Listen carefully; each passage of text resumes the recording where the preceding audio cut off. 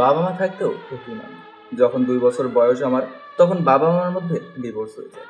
বাবা আমাদের রেখে চলে যায় এবং কিছুদিন পর বিয়ে করে। মাও আমাকে ফেলে রেখে অন্য লোকের হাত ধরে নতুন জীবন শুরু করে। তখন নানা আমাকে তার কাছে নিয়ে যায়। আমি সোহেল, গ্রাম থেকে ইন্টারমিডিয়েট পাশ করি। গ্রামেই অনার্স করার ইচ্ছে ছিল, কিন্তু নানা তা হতে দিল না। এক সকালে নানা ডেকে বলল, এই নে চিঠি, আর এই ঠিকানা অনুযায়ী ঢাকায় এই বাসেই চলে যাবি। সেই বাসার মালিক রফিককে এই চিঠিটা দিবি। আজ বিকালে গাড়িতে রওনা দে। জি নানা। বিকেলে রওনা দিয়ে রাতে গিয়ে পৌঁছলাম। ঠিকানা অনুযায়ী বাসায় চলে গেলাম। গেটের কাছে যেতেই দারোয়ান বলল, কি চাই? এটা কি রফিক সাহেবের বাসা? দারোয়ান বলল, জি এটা ওনার বাসা, কিন্তু আপনি কে? ওনার নাম জিজ্ঞাসা করছেন? জি আমি গ্রাম থেকে এসেছি, আপনি দয়া করে ওনাকে এই চিঠিটা দিয়ে আসেন যদি। দারোয়ান চিঠিটা নিয়ে ভেতরে চলে গেল। কিছুক্ষণ পর আমার কাছে এসে বলল, দারোয়ান এসে বলল আপনাকে ভেতরে ডাকছে। আমি দারোয়ানের পিছন পিছন বাসার ভিতর গেলাম। দারোয়ান বলল, উনি রফিক সাহেব। রফিক সাহেবের বয়স বেশি একটা হবে না, মধ্যবয়স্ক বলা যায়। রফিক সাহেব আমাকে বললেন, তাহলে তোমাকেই পাঠিয়েছি, তোমার নানা। জি। তোমার নাম সোহেল? জি স্যার। আমাকে স্যার বলার দরকার নেই, আঙ্কেল বলে ডাকো। তোমার নানা অনেক ভালো মানুষ। তোমার নানা আমার ওস্তাদ, তুমি কি জানো? জি না। আচ্ছা যাক সেসব কথা। মা পুতুল, পুতুল এদিকে আই তো। জি বাবা, কেন ডাকছো? সোহেল এ হলো আমার মেয়ে পুতুল, আর পুতুল ওর নাম সোহেল। ও আমাদের দেশে বাড়ি থেকে এসেছে। আমি পুতুলের দিকে তাকে হাই বললাম। সে কোনো কর্ণপাত করলো না। আজ থেকে ও এই বাসায় থাকবে, ওকে ওর রুম দেখিয়ে দেব। পুতুল আমাকে বলল, আসেন। আমি পুতুলের পেছন পেছন দেখে দেওয়ার রুমে গেলাম। রুমে একটু রেস্ট নিলাম। কিছুক্ষণ পর খাওয়ার জন্য ডাক পড়লো টেবিলে। আমি পুতুল আঙ্কেল ছাড়া আর কাউকে দেখতে পেলাম না। আচ্ছা পুতুল, তুই কাল থেকে সোহেলকে কলেজে নিয়ে আসিস। সোহেলকে আমাদের কলেজে তোর সাথে ভর্তি করিয়ে দেব। পরদিন পুতুলের সাথে কলেজে গেলাম। আঙ্কেল আগেই বের হয়ে গেছে। কলেজে গিয়ে বুঝলাম এই কলেজের প্রিন্সিপাল পুতুলের বাবা, মানে আমার আঙ্কেল। ভর্তি হয়ে বাসায় চলে আসলাম। পরদিন হতেই কলেজে গেলাম ক্লাস করতে। সেখানে গিয়ে পড়লাম আরেক বিপদে। গেটের ভিতর ঢুকতে দেখি কতগুলো লেডি গুন্ডা। আমি চলে যাব তখনই, এই খোকা এইদিকে আসো। আমি কাছে গিয়ে বললাম, জি কেন ডাকছেন? তাদের ভেতরে একটা মেয়ে বলল, তা কি করতে এসেছো? জি আমি নতুন ভর্তি হয়েছি। তাহলে দুবার কান ধরে উঠবস করো। কেন? আমি পারবো না। মেয়েটা এসে কলার ধরে বলল, ধরবি কিনা নাকি অন্য কিছু করব? এমন করেন কেন? ধরতেছি তো। দুবার কান্দে উঠবস করার পর বলল, এবার যা। আমি সারা পেয়ে তাড়াতাড়ি করে চলে যেতে গিয়ে কার সাথে যেন ধাক্কা খেলাম ঠুস করে। সামনে তাকে দেখি আরেকটা লেডিকে। ও মা, সাথে দেখি পুতুলও আছে। ভাবলাম পুতুল যেহেতু আছে আমাকে ওরা কিছু বলবে না। আমি সরি বললাম। যার সাথে ধাক্কা খেয়েছি সে বলল, রাখ তোর সরি। এই মালটা কোথা থেকে আসলো রে? গ্রাম থেকে আসছে, আমাদের বাসায় থাকে। তাহলে তো খাতির একটু বেশি করতে হয়। তোরা যা মন চায় তা কর, আমি গেলাম। পুতুল চলে গেল। আমি ওর যাওয়ার জন্য পা বাড়াতেই মেয়েটা আমার কলার ধরে বলল, তুই কই যাচ্ছিস? কোন মুসিবতে পড়লাম রে আল্লাহ। আসলে আমি আপনাকে দেখতে পাইনি, সরি, মাফ করে দিন। রাখ তোর সরি। হঠাৎ কে যেন পেছন দিকে কলারটা ছাড়ি দিল। তাকে দেখে একটা ছেলে। মেয়েটা ছেলেটার দিকে ড্যাব ড্যাব করে তাকে রইলো। ছেলেটা আমাকে বলল, চলো। আমি তার সাথে চলতে থাকলাম। নাম কি তোমার? জি সোহেল। আপনার? জনি। তা এখানে কি করছো? জি নতুন ভর্তি হয়েছি। ও, আমাদের সাথেই? আচ্ছা, আমাদের সাথে থেকো, কোনো সমস্যা হলে বলো। জি আচ্ছা। আপনি করে বলতে হবে না, জনি বলে ডাকবে। ক্লাস তো মনে হয় চেনো না, চলো আমার সাথে। ওর সাথে ক্লাসে চলে গেলাম। ক্লাস করে বাসায় আসলাম। জনের সাথে বন্ধুত্ব হয়ে গেছে আমার, তবে পুতুলের সাথে তেমন একটা কথা হয় না। ওই আমার সাথে কথা বলে না। আজ রাতে খাওয়ার সময় আঙ্কেল পুতুলকে বলল, মা পুতুল, তুই সোহেলকে সাথে করে নিয়ে যাস। আমি পারবো না। কেন? এই গেঁয়ো ভুট্টাকে সাথে করে নিলে প্রেস্টিজ থাকবে, পারবো না আমি। ওকে নিয়ে যাবি, এটাই শেষ কথা। পুতুল খাবার রেখে বলল, ধ্যাত, বললাম না পারবো না। পুতুল রুমে চলে গেল। থাক না আঙ্কেল, আমি নিজেই তো যেতে পারি। আঙ্কেল আমার মুখের দিকে তাকিয়ে আছে। পুতুল পুতুলের মতো চলতে লাগলো। আমার সাথে তেমন একটা কথা বলে না। কলেজে আমি আর জনে বসে আছি। জনকে জিজ্ঞাসা করলাম, বস তুই প্রেম করস না? না, তবে একজনকে ভালো লাগতো। তারপরে? ও বড়লোক বাবার মেয়ে, আর একটু দুষ্টু, তাই বেশি আগাইনি। কে এসে? পরে বলবো। আমি সেদিন ধাক্কা খাওয়া মেয়েটাকে দেখিয়ে দিয়ে বললাম, বস তোর দিকে তাকিয়ে থাকা মেয়েটাকে চিনিস? হুম। নাম কি? আনিশা আমাদের সাথেই পড়ে। তোর দিকে তাকিয়ে থাকি কেন? আচ্ছা চল ক্যান্টিনে চল, পরে একদিন বলবো। এক বাসায় থাকে, তবু পুতুলের সাথে কথা হয় না। নামটা যেমন পুতুল, চেহারাটাও ঠিক পুতুলের মতো। সাথে দাঁড়িয়ে আছে পুতুল, তাই ভাবলাম একটু কথা বলি। ওর পাশে গিয়ে, কি করেন? পুতুল আমার দিকে একবার তাকিয়ে আবার সামনে তাকালো। গান পারেন? পুতুল এবার কিছুটা বিরক্ত নিয়ে বলল, না। আচ্ছা আপনি আমার সাথে কথা বলেন না কেন? পুতুল এবার চরম বিরক্ত নিয়ে বলল, তোর মতো গেও ভূতের সাথে কি বলবো? আচ্ছা বলতে হবে না, আসেন ওখানে বসি। তোকে মন চায় ঠাটিয়ে চর মারতে। এত কথা বলিস কি দিয়ে? কেন মুখ দিয়ে? আপনি অন্য দিক দিয়ে বলেন নাকি? এবার আমাকে কিছু না বলে ছাদ থেকে চলে গেল। এর ভিতর এক পুতুল শহর বাবা আমার রুমে আসলো। আঙ্কেল কিছু বলবেন? বাবা আমার হাতে তো কাজ, ওকে এই ম্যাথটা একটু বুঝিয়ে দাও। বাবা আমার লাগবে না, আমারটা আমি বুঝে নেব। বেশি বুঝিস না বাবা, তুমি ওকে একটু বুঝিয়ে দাও। কোনটা বোঝেন না দেখি? পুতুল বইসহ একটা খাতা আমার টেবিলে ছুঁড়ে মারলো। টেবিলে বসে আমাকে বলল, এইটা। কথা বলছে না যে ধমক দিচ্ছে। আমি যথাসাধ্য বুঝলাম পুতুলকে। এভাবে দিন পার হতে লাগলো। পুতুল আমাকে তেমন একটা দেখতে পাবো, তবে আমার ভালোই লাগতো পুতুলের রাগি মুখ। এর ভিতর একদিন রুমে বসে পড়ছি, তখন চিৎকারের আওয়াজ শুনতে পেলাম। ভালো করে শুনে বুঝলাম পুতুল চিৎকার দিচ্ছে। ওর বাবা আর ওর কথোপকথন। তুই যা না মা, ছেলেটা খুব ভালো পারে, ওর কাছ থেকে বুঝে নে, আমার হাতে কাজ। তুমি বুঝবে না। তুই যা না। ধ্যাত। এই বলে আমার রুমের দিকে আগাতে লাগলো। আমার রুমে এসে বই খাতা আমার গায়ে মারলো। একটু ভয় পেয়ে গেলাম। জি কোনটা বুঝেন না? পুতুল দেখিয়ে দিল। আমি বুঝে দিলাম। মেয়েটার রাগের মুখ আসলেই সুন্দর। পুতুল লিখছে, হঠাৎ আমার মুখ থেকে বের হয়ে গেল, মাশাআল্লাহ খুব সুন্দর তো আপনি। চুলগুলো ছেড়ে দেন। পুতুলের রাগে চোখে তাকিয়ে আবার লেখায় মন দিল। পুতুল একটা লেখা বারবার ভুল করছে দেখে আমি হাত দিয়ে ভুল দেখাতে গেলাম। তখন আমার হাতের সাথে পুতুলের হাত ছোঁয়া লেগে যায়। পুতুলের হাতে লাগাতেই আমার গালে থাপ্পড় দিতে দেরি করলো না। মেয়ে দেখলেই ছুতে মন চায় না তোর, লুচ্চা কোথাকার। এই কথা বলে পুতুল রুম থেকে বেরিয়ে গেল। আমি গালে হাত দিয়ে বসে থাকলাম। একটু মন খারাপ হলো, সামান্য হাতের ছোঁয়া লাগাতেই মারতে হয়। পরবর্তীতে আমার কাছে পড়া বোঝার জন্য আসলে আমি কলম দিয়ে দূর থেকেই বুঝিয়ে দিতাম। বলা তো যায় না কখন দুম করে মেরে দেয়, যাকে সব। তারপরে পুতুলের সাথে জোর করে কথা বলতাম। ওর রাগ ডাক মনে নিতাম না। আমি আর জনি কলেজের মাঠে বসে আছি। তখন জনি বলল, তুই পুতুলকে পছন্দ করিস?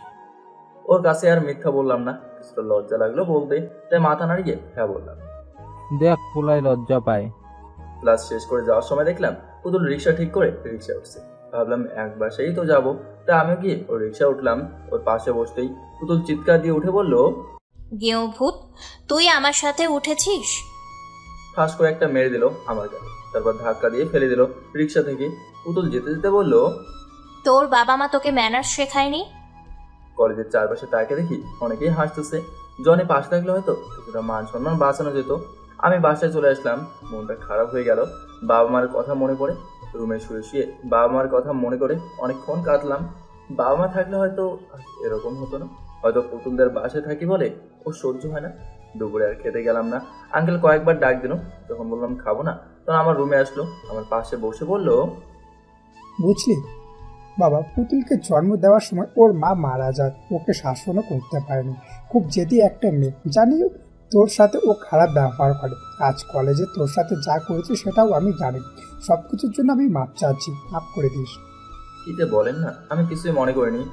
তোর ঠিক কদর করতে পারিনি আমি। তোর নানা আমার জন্য যা করেছে তোর পায়ে দিয়ে দিল, তার এক ভাগও হবে না। উনি চোখ মুছতে মুছতে চলে গেল খাবার টেবিলে। উনি ওনার মেয়েকে বললেন, তুই মোটেও কাজ ঠিক করিসনি, ছেলেটার সাথে শুধু শুধু খারাপ ব্যবহার করছিস। বাবা ও যা। আঙ্কেল ওকে আর বলতে না দিয়ে বলল, তুই জানিস ছেলেটা এতে, ওর বাবাও নেই, মাও নেই, কত কষ্ট করে বড় হয়েছে, কত কষ্ট বুকে নিয়ে বেঁচে আছে জানিস। নেক্সট ওর সাথে আর খারাপ ব্যবহার করবি না। পুতুল মনে মনে একটু ভীত হলো। ছেলেটাকে কারণে অকারণে অপমান করেছি, সেও তো মানুষ না, মাপ চেয়ে নিব। বিকালে শুয়ে আছি, হঠাৎ দরজা খোলার শব্দ পেয়ে তাকালাম। চেয়ে দেখি পুতুল হাতে চা নিয়ে আসছে। এসে আমার পাশে বসলো। আমি তড়িঘড়ি করে উঠে বসলাম। পুতুল আমার দিকে চা এগিয়ে দিল। আমি ঘটনার আগামাথা না বুঝে তাকিয়ে থাকলাম। কি হলো নীল? চা নিলাম। খান। আমি এক চুমুক দিলাম। তখন পুতুল বলল, আসলে আমি বুঝতে পারিনি, আমাকে মাফ করে দিও। সব সময় কেন জানি আমার মাথা গরম হয়ে থাকে, প্লিজ আমাকে মাফ করে দিও। আমি প্রতি উত্তরে একটা মলিন হাসি দিলাম। কি হলো, কিছু বলছেন না যে? সত্যিই সরি, আসলে মাকে হারিয়েছি সেই ছোটবেলায়। যখন শুনলাম আপনার মা বাবা নেই তখন খুব খারাপ লাগলো। আমারও তো মা নেই, তাই কষ্ট বুঝি। তা আমার প্রতি আপনার মায়া হলো না দয়া হলো? ধ্যাত, যেটাই হোক আমাকে ক্ষমা করে দেন। আচ্ছা দিলাম। সত্যি? জি। আচ্ছা, আমার চাটা কেমন হলো খেয়ে বলবেন। পুতুল মিষ্টি একটা হাসি দিয়ে চলে গেল। আমি চা খেতে খেতে এতক্ষণ ঘরে যাওয়ার বিষয়টা ভাবতে লাগলাম। মেয়েটার হলোটা কি, যে মেয়েটা সকালেও আমাকে দেখতে পায়নি সে আমাকে চা বানিয়ে খাওয়াচ্ছে? বড়ই আজব। তবে চাটা দারুণ বানায়। রাতে পুতুল আমাকে খাওয়ার জন্য ডাকলো। পরদিন কলেজে যেতেই জনি আমাকে ধরলো। কি রে, তোকে নাকি পুতুল রিক্সা থেকে ফেলে দিয়েছে? হুম। আর তুই সেই মেয়েকেই ভালোবাসিস? রাগ না, সে তো মাপ চেয়েছে। তবে আমি তো এতিম, ওকে পাওয়ার সে দূর আশা কখনোই করিনি। আমরা মধ্যবিত্ত বলে সবাই আমাদের সাথে মজা করে। তোর সাথে কি আবার মজা করলো? সেই মেয়েটা নাকি যাকে তুই পছন্দ করতি? থাক, পরে বলবো নি। পরে টরে হবে না, এখন বল।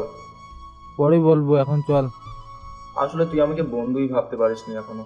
বন্ধু ভাবলে বলতি। তুই তো একটা পাগল রে, বাচ্চাদের মতো করিস। আচ্ছা শোন, আনিশা নামের একটা মেয়েকে ভালোবাসতাম। তার নামও আনিশা? আবে শালা, বলতে দে। হ্যাঁ বল। খুব ভালোবাসতাম তাকে। বড়লোক বাবার একমাত্র মেয়ে। সেই প্রথম প্রপোজ করেছিল আমাকে। তারপর? চলছিল প্রেমটা ভালোই। তাহলে সমস্যা কোথায়? ধুর শালা, বলমুই না। তুই না বলতেই বাহার দেশ কথার মাঝে। সরি দোস্ত, আর বলবো না। তারপর কি হলো রে? একদিন আমার কলেজে আসতে দেরি হয়। আনিশা কল করে জিজ্ঞাসা করেছিল আমি আসতে পারবো কিনা।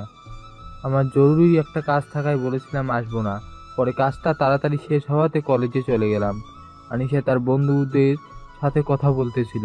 আমি কাছে যেতেই শুনলাম। কি শুনলি? আমি কাছে যেতেই শুনলাম ওর এক বন্ধু বলছে, আর কতদিন টাইম পাস করবি তুই জনির সাথে, এবার ছেড়ে দে। আনিশা বলল, আর কিছুদিন, তারপর ওকে ছেড়ে দিব। এই ফকিরটার সাথে কি আর আমার যায়?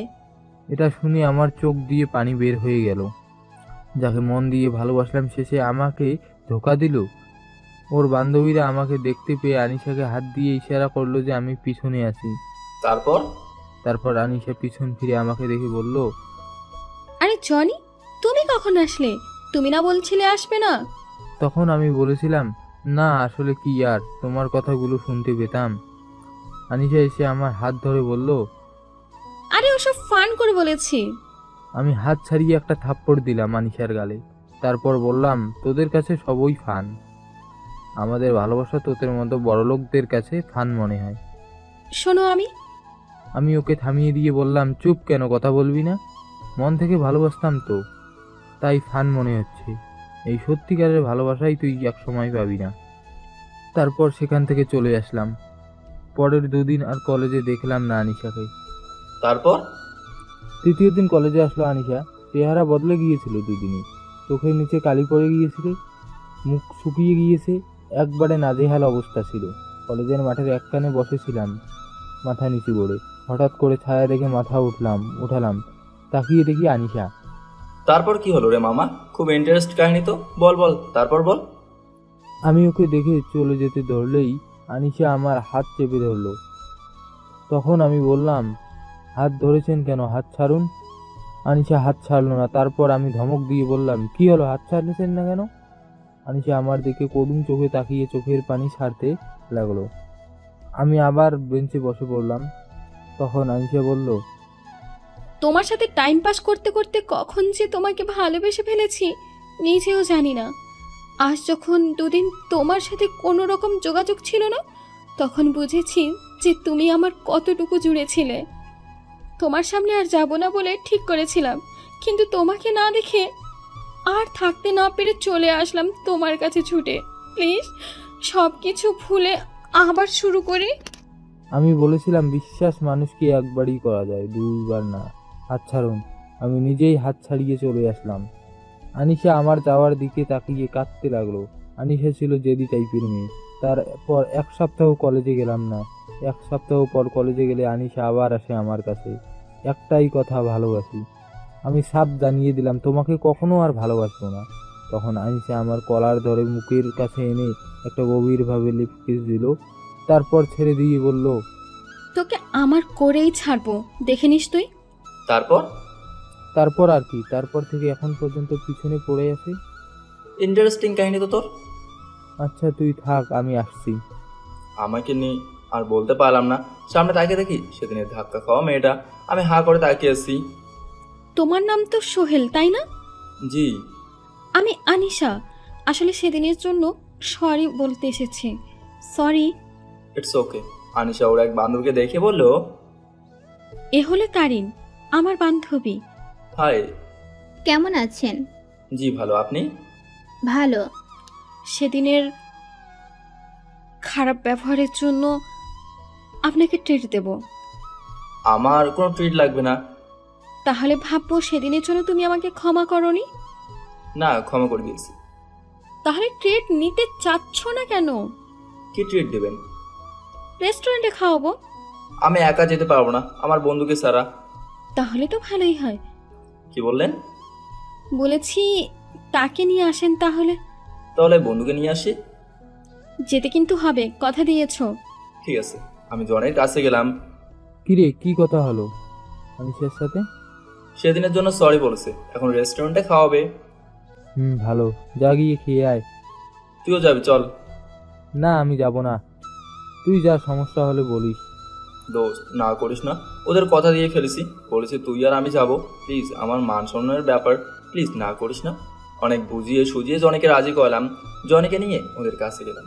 চলেন। আনিশাদের গাড়িতে সামনে দাঁড়িয়ে আছি। কি হলো জনি, ওর? জনি আমার মুখের দিকে একবার তাকিয়ে গাড়ির ভেতরে উঠে বসলো। আমি আর তারিন বসলাম সামনে, জনি আর আনিশা বসলো পিছনে। লুকিং গ্লাসে তাকিয়ে দেখি আনিশা জনের দিকে চেপে বসছে। জনি খুব আনইজি ফিল করছে। গাড়ি এসে একটা রেস্টুরেন্টের সামনে এসে থামলো। আমরা ভেতর গিয়ে বসলাম। জনির সামনে বসলো আনিশা, আমি বসলাম তারিনের সামনে। আনিশা খাবারের অর্ডার করলো, সবাই খাচ্ছি। জনি নিচে তাকিয়ে খাচ্ছে। আনিশা খাওয়া রেখে জনের দিকে তাকিয়ে আছে। জনি আর আনিশা কি আগে থেকেই পরিচিত? কিরকম সন্দেহ লাগছে আমার। কোনোভাবে এই আনিশার জনিকে ধোকা দেওয়া সে আনিশা তো। রেস্টুরেন্ট থেকে খেয়ে বাসায় চলে আসলাম। রাতে পুতুল আমার রুমে আসলো বই খাতা নিয়ে, চেয়ারে এসে বসলো। জি, কোনটা বোঝেন না? পুতুল বই খুলে বলল, এটা। আমি বোঝাচ্ছি। পুতুল হঠাৎ বলল, আজকাল তো দেখি বেশ ঘোরাঘুরি করেন মেয়েদের নিয়ে। জি, বুঝলাম না। আমার বান্ধবীদের সাথে আপনার কি? আবার রেস্টুরেন্টে যান, বেশ উন্নতি দেখছি। আমি ওনার কথার পাত্তা না দিয়ে পড়া বোঝাতে লাগলাম।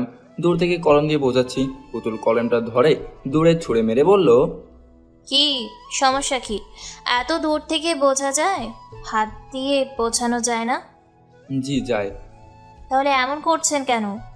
ভয়ে। কিসের ভয়? যদি হাতে ছোঁয়া লেগে আবার থাপ্পড় মারেন।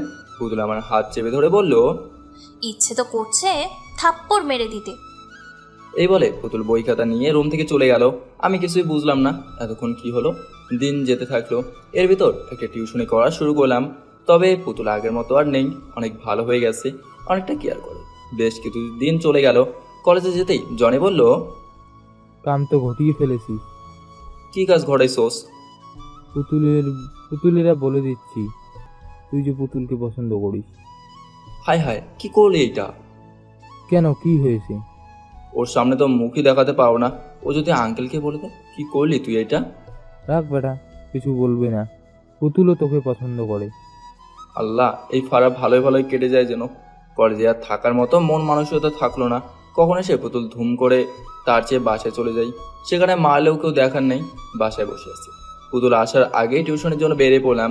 সন্ধ্যায় টিউশনি শেষ করে বাসায় ফিরে রুমে বসতেই পুতুল চা হাতে আমার রুমে প্রবেশ করলো। আমি তো ভয় পেয়ে গেলাম। তখন পুতুল বলল, চা নিন। আমি চা হাতে নিলাম। আজ কলেজে খুঁজলাম আপনাকে, কোথাও গিয়েছিলেন? কেন খুঁজছেন? কাজ ছিল, তাই খুঁজেছি। ও, আমি বাসায় চলে এসেছিলাম। আচ্ছা যাক, চা খান। পুতুল চলে গেল। কিছুক্ষণ পর বই হাতে আসলো, চেয়ারে বসতে বসতে বলল, কাল কলেজে যাওয়া লাগবে না আপনার। কেন? মার্কেটে যাব। আপনার মার্কেটে যাওয়ার সাথে আমার কলেজ না যাওয়ার সম্পর্ক কি? আপনাকে নিয়ে তো যাব। আপনি একাই তো যেতে পারেন, আমাকে নেওয়ার দরকার কি? এত কথা বলেন কেন আপনি? আপনাকে থাকতে বলেছি, থাকবেন। জি থাকবো। পুতুল আমার দিকে তাকিয়ে একটা মুচকে হাসি দিয়ে বলল, গুড বয়। এই প্রথম ওর হাসি দেখলাম, কত মায়াবী হাসি। পরদিন সকালে খেয়ে বের হলাম আমি আর পুতুল। পুতুল কালো একটা গাড়ি পড়ছে, চোখে গাঢ় করে কাজল দিয়েছে। আমি চোখকে দমিয়ে রাখতে পারলাম না, তাই রিক্সায় বারবার আর চোখে তাকাতে লাগলাম পুতুলের দিকে। পুতুল আমার কাণ্ড দেখে অন্যদিকে তাকিয়ে হাসতে লাগলো। লজ্জায় পড়ে গেলাম আমি। একটা শপিং মলের সামনে এসে নামলাম। পুতুল পাঞ্জাবি দেখছে, আমাকে একটা কালো পাঞ্জাবি দেখে বলল, এটা কেমন লাগে দেখেন তো। জি ভালো। কাউকে গিফট করবেন নাকি? পুতুল আমার কথার পাত্তা না দিয়ে বলল, এটা ভেতর থেকে পড়ে আসুন। আমি কেন পরবো? পুতুল আমাকে চোখ রাঙিয়ে বলল, এত কথা বলেন কেন? এটা পরে আসতে বলেছি, পরে আসেন। আমি পাঞ্জাবি নিয়ে ওদের রুমে ঢুকে চেঞ্জ করে আসলাম। বাইরে আসতেই পুতুল চারপাশ থেকে আমাকে ভালো করে খুঁটিয়ে খুঁটিয়ে দেখতে লাগলো আর বলল, একদম মানিয়েছে। পুতুল আমার হাত থেকে যে শার্টটা বাস থেকে পরে এসেছি সেটা নিয়ে বলল, মামা এটা প্যাক করে দিন। পুতুল পাঞ্জাবির দাম পেমেন্ট করে দিয়ে আমাকে নিয়ে আবার বের হলো। আমাদের দুজনকে দেখলে যে কেউ বলবে একটা কাপল। পুতুল তার কালো শাড়ির সাথে ম্যাচিং করিয়ে আমাকে কালো পাঞ্জাবি পরালো। ওর মতিগতি ঠিক বুঝে উঠতে পারছি না আমি। একটা রেস্টুরেন্টে ঢুকলো আমাকে নিয়ে, দুজন একটা টেবিলে বসলাম।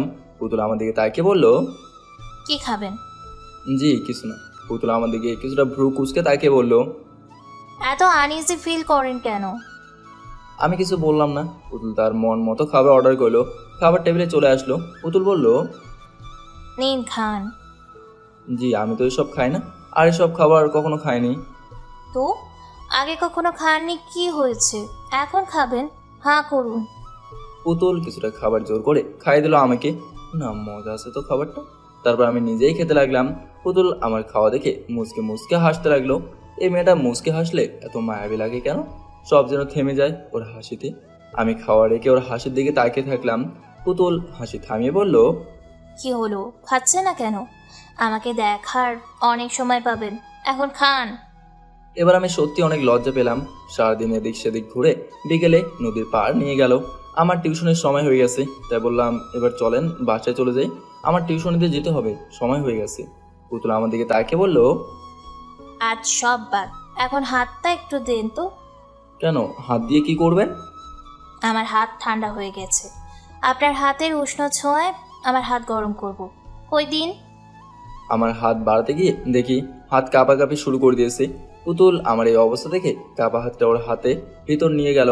আমার হাতের আঙুলের ভেতর ওর আঙুল ঢুকিয়ে ধরল। হাত হালকাভাবে চাপ দিচ্ছে হাতে, আর অন্যদিকে তাকিয়ে হাসছে। ওর হাতের ছোঁয়ায় যেন এক অন্যরকম ভালো লাগায় শিহরিত হচ্ছি আমি। প্রতিবার হাত চেপে ধরতে যেন কেঁপে উঠছি আমি। এই প্রথম কোনো মেয়ের হাত ধরেছি তো, তাই মনে হয় এমন হচ্ছে। আমরা নদীর পাড় গেছে হাঁটছি। আমার চুপ থাকা দেখে পুতুল বলল, কি হলো, এমন চুপ হয়ে গেলেন কেন? কিছু বলেন। কি বলবো? খারাপ লাগছে কি আমার হাত ধরে হাঁটতে? আমি কিছুই বললাম না। এই মেয়েটা এত চঞ্চল, ভিতরটা এত সুন্দর, তা বাইরে থেকে দেখলে বোঝাই যায় না। আমরা গিয়ে একটা বেঞ্চে বসলাম। আমার হাতটা এবার দু হাতের মাঝখানে নিয়ে চেপে ধরলো। কি মনে করে যেন পুতুল আমার মুখ পানে একই দৃষ্টিতে তাকিয়ে থাকলো। ওর চোখের দিকে তাকিয়ে থাকার সাহস আমার নেই, তাই নদীর দিকে তাকিয়ে থাকলাম। ওর ভাবে তাকিয়ে থাকা আমার প্রচুর অস্বস্তির কারণ হয়ে দাঁড়ালো। ওর ধ্যান ভাঙলো ফোনের রিংটনে। হয়তো কোনো কিছু আজকে ওঠে ফেলতো পুতুল। ও ফোন হাতে নিয়ে কল রিসিভ করে বলল, বাবা আসছি। পুতুল আমার দিকে তাকিয়ে বলল, বাবা ফোন দিয়েছে, চলেন বাসায় যাই। রিক্সায় ও হাত আঁকড়ে ধরে বসে থাকলো। বাসার সামনে চলে এসেছে। আঙ্কেল এভাবে দেখলে খারাপ ভাবতে পারে, তাই বললাম বাসার সামনে এসে গেছে, এবার হাতটা যদি ছাড়তেন। পুতুল আমার হাত ছেড়ে রিক্সা থেকে নেমে ভাড়া দিয়ে বাসার ভেতর চলে গেল। আমি ওর রুমে গিয়ে একটু বিশ্রাম নিলাম। পুতুল কিছুক্ষণ পর আমার রুমে এসে বলল, কি ব্যাপার, ফ্রেশ না হয়ে শুয়ে আছেন কেন? যান ফ্রেশ হয়ে জামা কাপড় চেঞ্জ করেন, আমি চা নিয়ে আসছি। পরে ফ্রেশ হব। পুতুল কিছুটা রেগে বলল, কোনো কথা শুনতে চাই না, আগে উঠুন, ফ্রেশ হন। পুতুল আমাকে জোর করে উঠিয়ে ওয়াশরুমে পাঠিয়ে দিল। আমি ওর কাণ্ড দেখে অবাক। কেমন অধিকার খাটানো শুরু করছে। ফ্রেশ হয়ে এসে দেখি পুতুল চা নিয়ে এসেছে। চা আমার হাতে ধরে দিয়ে বলল, চা খেয়ে সব ক্লান্তি চলে যাবে, আমি ফ্রেশ হয়ে আসি, আপনি রেস্ট নেন। পুতুল চলে গেছে। মেয়েটার চায়ের হাত দারুণ, রান্নার হাতও খারাপ না, বেশ লাগে ওর হাতের রান্না। এখন ঘুম থেকে সকালে পুতুলই ওঠায় আমাকে। মেয়েটা খুব কেয়ার করে আমার, ভালোই লাগে আমার। কিন্তু আমি বুঝেও কি চায়, কেন এমন অধিকার খাটায় আমার উপর? এই যে খবর নয়, আমি তো এতিম, চাইলেও পারবো না আমার সাথে ওকে জড়াতে। বেশ কিছুদিন পর কলেজে আমি একজনে বসে আছি, তখন তারিন আমাদের কাছে আসলো। তারিন মেয়েটা খুব ভালো, জানেই আমাকে, তো কাছে এসে বলল, হাই জনি, কেমন আছো? ভালো, তুমি? ভালো। এই সোহেল, চলো তো, কোথায়? তোমাকে নিয়ে একটু মার্কেটে যাব। তুমি একা যাও, আমি যেতে পারবো না। তাই আমার হাত ধরে বলল, চলো না, যাব আর আসবো। তুমি যাও না একটু কষ্ট করে। দেখো না জনি, ওকে একটু আমার সাথে আসতে বলো না। মেয়েটা এত করে বলছে যখন, যা না। সত্যি আমার খারাপ লাগছে, তুমি একা যাও। তোমার খারাপ লাগা আমি দূর করে দেব, তুমি চলো চলো। এই বলে আমাকে তারিন টানতে টানতে নিয়ে গেল। কলেজের সামনে থেকে রিক্সা নিয়ে চললো শপিং মলে। কেনাকাটা অনেক করলো তারিন। আমার জন্য শার্ট নিতে চেয়েছিল, আমি না বলাতে নেয়নি। তারপরেও জোর করে একটা ঘড়ি দিল। সেখান থেকে গেলাম কসমেটিকের দোকানে। কপাল গুনে দেখা হয়ে গেল পুতুলের সাথে। আনিশাকে নিয়ে এসেছে পুতুল। তারিনের বান্ধবী হলো আনিশা, আর আনিশার বান্ধবী হলো পুতুল। পুতুল আমাকে আর তারিনকে একসাথে দেখে চোখ বড় করে তাকিয়ে আছে আমার দিকে। ওর এই চাওয়া দেখে ভয় লাগছে আমার। আমি পুতুলকে জিজ্ঞাসা করলাম, আপনিও মার্কেটে আসছেন, কিছু কিনবেন নাকি? আমার কথার কোনো জবাব দিল না, একইভাবে আমার দিকে তাকিয়ে আছে। পাশ থেকে আনিশা বলল, কি রে তারিন, তখন জিজ্ঞাসা করলাম আমার সাথে যাবি কি না, তখন তো না করে দিলি, আর এখন সোহেলের সাথে মার্কেট করতে চলে এলি। খুব উন্নতি হচ্ছে তোর। তোর কি যে বলিস না তুই। তা তোরা কি কিনলি? না, কিছু কিনিনি, কিনবো। আচ্ছা তোরা কেন, আমরা ওদিকে যাচ্ছি। পুতুল কোনো কথা বলো না, শুধু আমার চোখের দিকে আর কিভাবে তাকিয়ে আছে। ওর কি হলো আবার? ওখান থেকে তড়িঘড়ি করে চলে গেলাম আমরা। তারিন কেনাকাটা শেষ করে আমাকে নিয়ে একটা রেস্টুরেন্টে গেল। বাসায় ফিরতে ফিরতেই বিকাল হয়ে গেল। রুমের ভেতর ঢুকতে দেখি পুতুল বসে আছে রুমে। ওর চোখ দেখে খুব ভয় করে উঠলো। রক্তবর্ণ ধারণ করছে ওর চোখ। আমি কাছে যেতেই পুতুল উঠে আমার কলার ধরে দেয়ালের সাথে ঠেসে ধরলো। কি করছেন কি? পুতুল আমার মুখের খুব কাছে এসে বলল, এমন কোনো কাজ করবি না যাতে আমার রাগ ধরে না রাখতে পারি, আমার মেজাজ যাতে গরম না হয়। এবার আমার হাতের ঘড়ির দিকে তাকিয়ে বলল, তরিন দিয়েছে এটা। আমি মাথা নাড়িয়ে হ্যাঁ জানালাম। পুতুল আমার হাত থেকে এক টান মেরে ঘড়িটা ছিঁড়ে ফেললো। আমি হাঁ করে তাকিয়ে আছি। তারপর পুতুল ঘড়িটাকে এক আছাড় মেরে চুরমার করে দিয়ে রাগে গট গট করতে করতে রুম থেকে বেরিয়ে গেল। ওর রাগ দেখে আমি তো অবাক। এই সামান্য ব্যাপার নিয়েও এমন করবে আমি ভাবতে পারিনি। পরের 3 দিন আর আমার সাথে কথা বলেনি পুতুল। আমি বললেও চুপ করে থাকতো। বুঝলাম আমার উপর বেশ রেগে আছে। চতুর্থ দিন আমি টিউশনি থেকে এসে দেখি পুতুল আমার রুমে বসে আছে। আমি কাছে যেতেই পুতুল বলল, হাতটা দিন। আমি হাঁ করে ওর মুখের দিকে তাকিয়ে আছি। পুতুল বিরক্ত হয়ে আমার হাতটা ছুঁয়ে নিয়ে একটা ঘড়ি পরিয়ে দিল। বেশ চমৎকার তো ঘড়িটা। পুতুল আমার মুখের দিকে কিছুক্ষণ তাকিয়ে রুম থেকে চলে গেল। মেয়েটার মাঝে মাঝে হয়টা কি। কিছুক্ষণ পর পুতুল চা হাতে আমার রুমে আসলো। অন্যদিকে তাকিয়ে আমার দিকে চা বাড়িয়ে দিল। আমি ওর হাত থেকে চা নিলাম। পুতুল আমার পাশে চুপটি করে বসলো। আমি চা খেতে লাগলাম।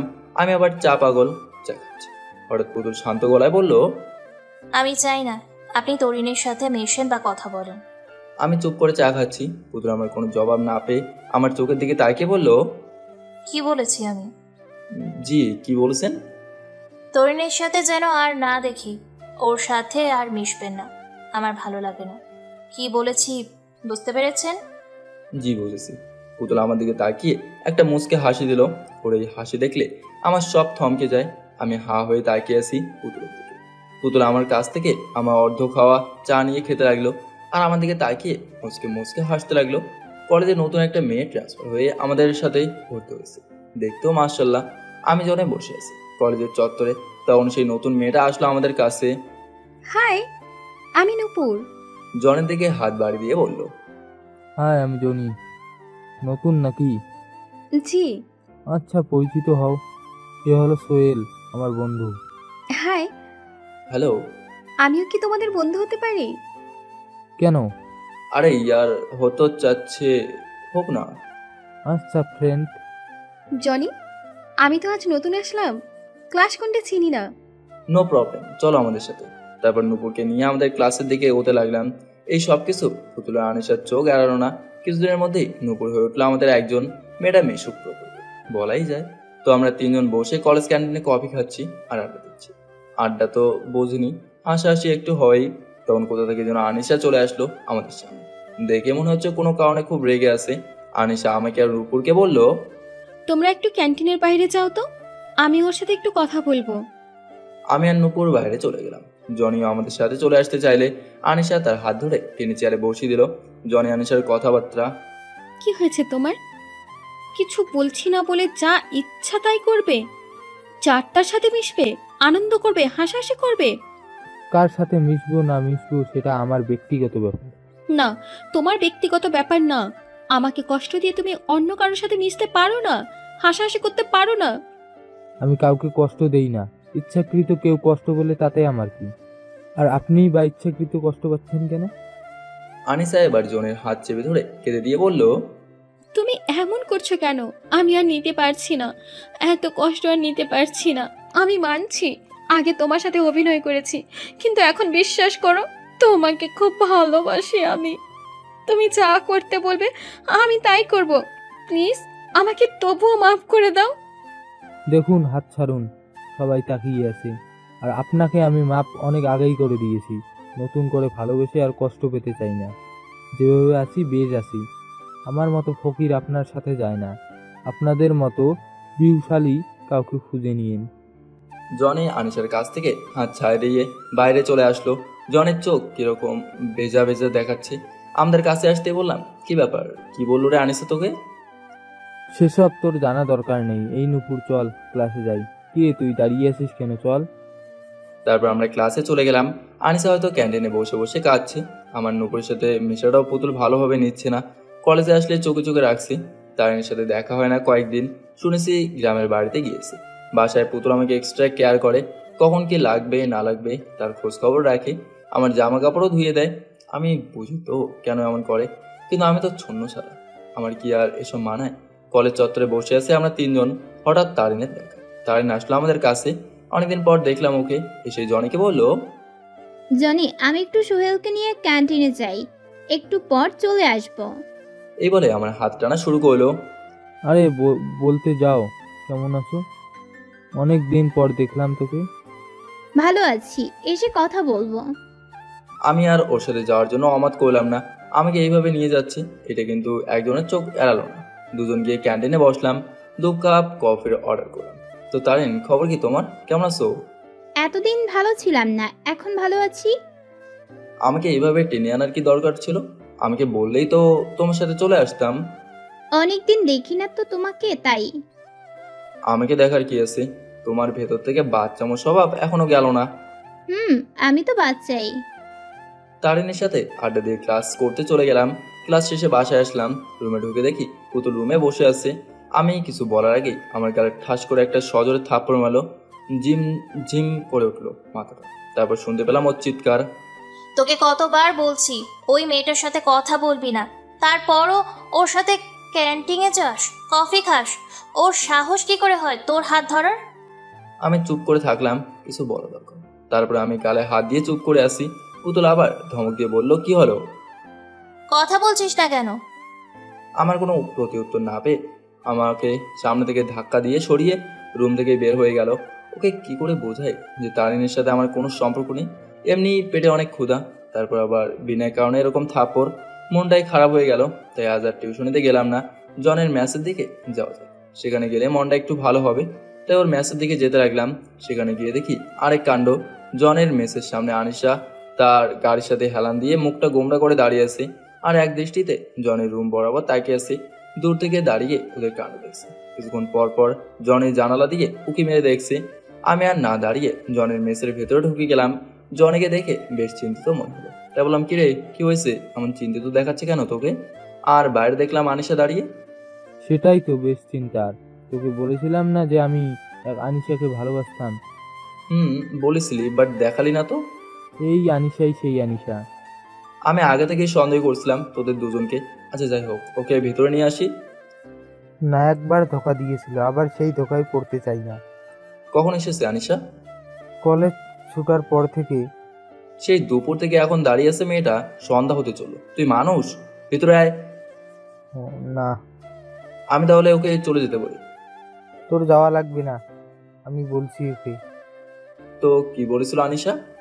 কিরে আর বলবে? বলেছে আমি যতক্ষণ বুকে জড়িয়ে না নিব ততক্ষণ এখান থেকে এক পাও নড়বে না। তো যা, মেয়েটাকে বুকে জড়িয়ে নে। আমি কি ওকে ভালোবাসি নাকি যে ওকে বুকে জড়িয়ে নেব? মিথ্যা বলছিস কেন? তুইও তো মেয়েটাকে ভালোবাসিস। না, বাসি না। তোর চোখ তো বলছে তুই ওকে ভালোবাসিস। আমি কিছু জানি না, কিছু জিজ্ঞাসা করিস না আমাকে। দেখ, হয়তো একবার তোকে ধোকা দিয়েছে, তাই বলে কি আবার ধোকা দেবে? মেয়েটার চোখের দিকে তাকিয়ে দেখ, কত ভালোবাসে তোকে। ওর চোখ তো আর মিথ্যা বলছে না। জনে উঠে আবার বারান্দায় গিয়ে আনিশাকে দেখতে গেল। আনিশা ওর দিকে তাকিয়ে চোখের পানি ছাড়তে লাগলো। আমি পেছন থেকে বললাম, দেখ, মেয়েটার চোখ দিয়ে তোর ভালোবাসা অশ্রুকণা ঝরছে। এখনো বলবি ও তোকে ভালোবাসে না, তোকে ধোকা দেবে? জনে আমার কথায় চমকে গেল। যা, সন্ধ্যা হয়ে গেছে, চারপাশ ঘুটঘুটে অন্ধকারও হয়ে গেছে। মেয়েটাকে আর কষ্ট দিস না। যে ভুল করে, ভুল বুঝতে পারে, তাকে ক্ষমা করে দিতে হয়। যা, ওকে বুকে জড়িয়ে নে। তুই যতক্ষণ ওকে বুকে জড়িয়ে না নেবি ততক্ষণ ও এখান থেকে যাবে না। তুই এতদিনে বুঝিসনি ও কতটা জেদি। ওকে তুই আমার থেকে বেশি চিনিস। আমার দিকে না তাকিয়ে যা, ওকে বুকে জড়িয়ে নে। মেয়েটা তোকে পাওয়ার জন্য পাগল হয়ে আছে। যা। আমি জনিকে ঠেলে রুম থেকে বাইরে বের করে দিলাম। পাগল ছেলে। জনি নিচে গিয়ে আনিসার সামনে দাঁড়ালো। আনিসা এক দৌড়ে জনির বুকে ঝাঁপিয়ে পড়লো। বুকের ভেতর মুখ গুজে কেঁদে কেঁদে বলতে লাগলো, আমাকে আর কষ্ট দিও না, আমি আর সইতে পারছি না, তুমি ছাড়া থাকতে পারবো না, প্লিজ প্লিজ একবার জড়িয়ে দাও। জনি আর অভিমান ধরে রাখতে না পেরে আনিসের সাথে কেঁদে দিয়ে বলল, আর কখনো যদি ধোকা দেওয়ার চেষ্টা করো তখন দেখো। না, খুব ভালোবাসি তোমাকে, কখনো ছেড়ে যাবো না। জনি আমাকে দেখে বলল, তুই এখানে কি করছিস? তোদের রোম্যান্স দেখার লোভটা সামলাতে পারলাম না ভাই, চলে আসলাম দেখতে। যা, রুমে গিয়ে বস, আমি ওকে দিয়ে আসি। ঠিক আছে। তারপর জনি আনিসের গাড়িতে করে নিয়ে চলে গেল। ওদের এভাবে দেখে সত্যি মনটা ভালো হয়ে গেল। জনের মেসে বসে আছি, হঠাৎ মোবাইলটা বেজে উঠলো। কে দেখি পুতুল। কল রিসিভ করে চুপ করে থাকলাম। কি হলো? কোথায় আপনি? আমি চুপ করে থাকলাম। কি হলো, কথা বলছেন না কেন? কোথায় আপনি? জনের মেসে। তাড়াতাড়ি চলে আসুন, আমি বসে আছি। কিছুক্ষণ নীরবতা চললো দুপাশে, তারপর কলটা কেটে দিলাম। মন ভালো করতে এসেছি, মন ভালো হয়ে গেছে। এখন বাসার দিকে যাওয়া যায়। হালকা অন্ধকারে হাঁটাতে হলাম বাসার পথে থেকে। হাঁটতে হাঁটতে একটা বিষয় চিন্তা করতে লাগলাম। পুতুল হয়তো আমাকে পছন্দ করে, কিন্তু এই যে হবার নয়। এটা শুনলে হয়তো আঙ্কেল কষ্ট পাবে না। যে করেই হোক আমাকে এই শহরে আশ্রয় দিয়েছে যে, তার মনে তো আমি কষ্ট দিতে পারি না। কালই মেসে উঠতে হবে, এখানে আর থাকা যাবে না। আমার মতো একটা এতিম ছেলের সাথে জড়িয়ে পুতুল কেন তার ফুলের মতো জীবন নষ্ট করবে? ও অনেক নামি দামি ছেলে পাবে, হয়তো আঙ্কেল ওকে নিয়ে অনেক স্বপ্ন দেখছে। না, থাকা যাবে না। নানার সমানটুকু বজায় রাখতে হবে। এসব কথা ভাবতেও আমার খুব কষ্ট লাগছে। আমিও তো পছন্দ করি, মন কি আর এসব বোঝে? মনকে তো আর মানাতে পারছি না। মন কি বলে বোঝাবো? না, মন চাই বলো, নিজে কষ্ট পেলেও সবাইকে তো খুশি রাখতে পারবো। জনের কাছে কল দিলাম। কিরে শালা, তুই কোথায়? তোকে না বসতে বললাম? চলে এসেছি। আচ্ছা, তোর মেসে কি থাকার মতো জায়গা হবে? কেন, আর কে থাকবে? আমি থাকবো। তুই মেসে থাকবি কেন? পরে বলবো, জায়গা আছে কিনা বল। আছে। কাল আসছি। কল কেটে দিয়ে বাসায় চলে আসলাম। বাসায় এসে দেখি দরজা খোলা, তাই ভিতরে ঢুকে দেখি পুতুল দরজার পাশে বসে আছে, চোখ জোড়া লাল হয়ে আছে। এতক্ষণ লাগে আসতে? খেতে বসুন। আঙ্কেল কোথায়? আপনি বসুন, আমি ডেকে আনছি। একটু পর আঙ্কেল আসলো। আমরা তিনজন খেতে বসলাম। কাল চলে যাব, তাই ভাবলাম এখন বলা যাক আঙ্কেলকে। আঙ্কেল, একটা কথা বলার ছিল। বলো। আমি তো মেসে উঠতে চাচ্ছি। পুতুল খাওয়া থামিয়ে দিয়ে আমার দিকে হা করে তাকিয়ে থাকলো। আমার বাসায় কোনো সমস্যা? জি না আঙ্কেল। তাহলে আপনাদের বাসায় আর কতদিন? মেস ঠিক করছি, কাল চলে যাব। আমি কথা বলতেই পুতুল তার নিজের খাবারে পানি ঢেলে রুমে চলে গেল। দেখো, যাবে বলি হলো নাকি? আর মাত্র একটা বছর, তারপর চাইলেই আটকাতে পারবো না। না আঙ্কেল, মেস ঠিক করছি। কথা বাড়িও না, চুপচাপ খাও। বেশি কিছু আর বলার সাহস পেলাম না। রাতটা নির্ঘুমে কাটলো। সকালে উঠে আঙ্কেলের কাছে চলে গেলাম। শেষমেশ বলে দেখি একটু পর আর ওনাকে পাওয়া যাবে না, কলেজে চলে যাবে। তাই ওনার কাছে চলে গেলাম। গিয়ে দেখি আঙ্কেল তৈরি হয়ে কলেজে যাওয়ার জন্য বের হচ্ছে। আমি বললাম, আঙ্কেল। উনি আমাদেরকে ঘুরে তাকালেন। আঙ্কেল, আমি একটু পর চলে যেতে চাচ্ছি। শোনো, এত চালাকি করো না। তুমি যেতে চাইলে আমি তোমাকে ছাড়ছি না। জানি না হঠাৎ কি কারণে চলে যেতে চাচ্ছ, কিন্তু তোমার নানা তোমাকে আমার কাছে আমানত হিসাবে পাঠিয়েছে। তাছাড়া তোমার নানার কাছে আমি কি জবাব দেব? আমি নানাকে বুঝিয়ে বলবো। বেশি কথা বলবো না। হঠাৎ পুতুল রুম থেকে বেরিয়ে ওর বাবাকে বলতে লাগলো, বাবা তুমি কলেজে যাও, দেখি ও কি করেছে। খুব সাহস বেড়েছে। কি হলো, তুমি যাচ্ছ না কেন? যাও, ওকে আমি দেখছি। পুতুলকে দেখেই তো আমি ভয় পেয়ে গেছি। ওর চোখ দুটো লাল হয়ে ফুলে আছে, মুখ অসম্ভব লাল। আমি আমার রুমে চলে আসলাম। পুতুল হঠাৎ আমার রুমে আসলো, তারপর দরজাটা আটকিয়ে দিল। কি করছেন কি? দরজা আটকেছেন কেন আঙ্কেল? আর কিছু বলতে দিল না, ওর ঠোঁট দিয়ে আমার ঠোঁট জোড়া আটকিয়ে দিল। পুতুল এমন কিছু করবে আমি ভাবতেও পারিনি। না চাইতো আমার হাত দুটো ওকে আঁকড়ে ধরলো। বেশ কিছুক্ষণ পর ছাড়লো, তারপর আমাকে খাটের উপর ধাক্কা মেরে ফেলে বুকের উপর উঠেই শুরু করলো মায়ের দেওয়া। কুত্তা, কিছু বলি না বলে বেশি বার বেড়ে গেছিস। কই যাবি? হ্যাঁ, আমাকে রেখে কই যাবি? তোর ঠ্যাং আমি ভেঙে ফেলবো। হ্যাঁ, কি করছেন? ব্যথা পাচ্ছি তো, লাগছে তো। লাগুক, বেশি করে লাগুক। আমার সাথে অভিমান করে চলে যেতে চাচ্ছিস? থাপ্পড় দিয়েছি বলে অভিমান করেছিস? তোকে মেরে তোর থেকে বেশি কষ্ট পেয়েছি আমি। তোকে খুন করে ফেলবো। তোকে আমার কাছ থেকে কেউ আলাদা করতে পারবে না। এবার তো থামুন, যাবো না তো বলছি। আমাকে আরো কিছুক্ষণ মেরে ক্লান্ত হয়ে বুকেই শুয়ে পড়লো। তারপর চোখের পানি ছেড়ে দিয়ে কান্না করতে করতে বললো, তুই বুঝিস না কেন? আমি তোকে ভালোবাসি। কেন তোর এত কেয়ার করি? কেন তোকে মারি? বুঝি বলেই তো চলে যেতে চাচ্ছি। একথা বলতেই পুতুল বুকের থেকে মুখ উঠিয়ে আমার চোখের দিকে তাকালো। দেখুন, কেন আমার মতো একটা এতিম ছেলের সাথে নিজের জীবন জড়াতে চাচ্ছেন? পুতুল ঠাস করে একটা থাপড় মেরে দিল আমার গালে। আর যদি নিজেকে এতিম বলেছিস, তখন দেখিস কি করি তোকে। যতই যা বলুন, এটাই বাস্তব যে আমি এতিম। আমার কোনো স্থান আর ঠিকানা নেই। আপনি আমার থেকে অনেক ভালো ভালো ছেলে পাবেন। আপনার বাবা আপনাকে নিয়ে অনেক স্বপ্ন দেখেন। আমার মতো চালচুলোহীন ছন্নছাড়া ছেলের জন্য কেন আপনার বাবার স্বপ্নটা নষ্ট করবেন? আমি এত কিছু বুঝি না, তোকে ভালোবাসি ব্যাস। আমার বুকের ভেতর মুখ ঘষতে ঘষতে বলল, তোর বউ কি আমার স্থায়ী ঠিকানা? কেন এত ভালোবাসেন? নাকি দয়া দেখাচ্ছেন? আমি এত কিছু বুঝি না, শুধু জানি তোকে ছাড়া বাঁচবো না। হয়েছে, এবার বুক থেকে নামেন। আপনার বাবা কি নাকি মনে করবে? বাবাকে কলেজে পাঠিয়ে দিয়েছি। ও আচ্ছা, এবার আপনি আপনার রুমে যান। আপনার বুকে ঘুমাবো। কাল সারা রাত একটু ঘুমোতে পারিনি। কিছুক্ষণ নীরবতা চললো দুজনের ভেতর। তারপর পুতুল আবার বলল, আমাকে ভালোবাসেন তো? দেখো, শুধু শুধু আমার মতো আর কিছু বলতে না দিয়ে আমার ঠোঁটে ওর আঙুল দিয়ে চুপ করে দিল আর বলল, আমি এত কিছু শুনতে চাই না। ভালোবাসেন কি না? আমি কিছুক্ষণ চুপ থেকে বললাম, বাসি, অনেক আগে থেকে। তাহলে আমাকে ঘুমোতে দিন। দেখো, বাস্তবতা বলে একটা কথা আছে। বাস্তবতার কাছে আমাদের ভালোবাসা হার মানবে। তোমার বাবা কি মানবে কখনো এই সম্পর্ক? কখনোই না। একটু বোঝার চেষ্টা করো। পুতুল আমার চোখের দিকে তাকিয়ে বলল, আমার ছাড়া থাকতে পারবেন? আসলে পুতুলকে ছাড়া কি থাকতে পারবো? চুপ করে থাকলাম আমি। জানতাম পারবেন না। বাবাকে আমি ম্যানেজ করে নেব। দেখো, অনেক কষ্ট নিয়ে বড় হয়েছি। তোমাকে হারানোর কষ্ট সইতে পারবো না। আমার ভালোবাসা দিয়ে আপনার সব কষ্ট দূর করে দেব। এখন কোনো কথা বলবেন না, চুপচাপ এভাবে থাকুন।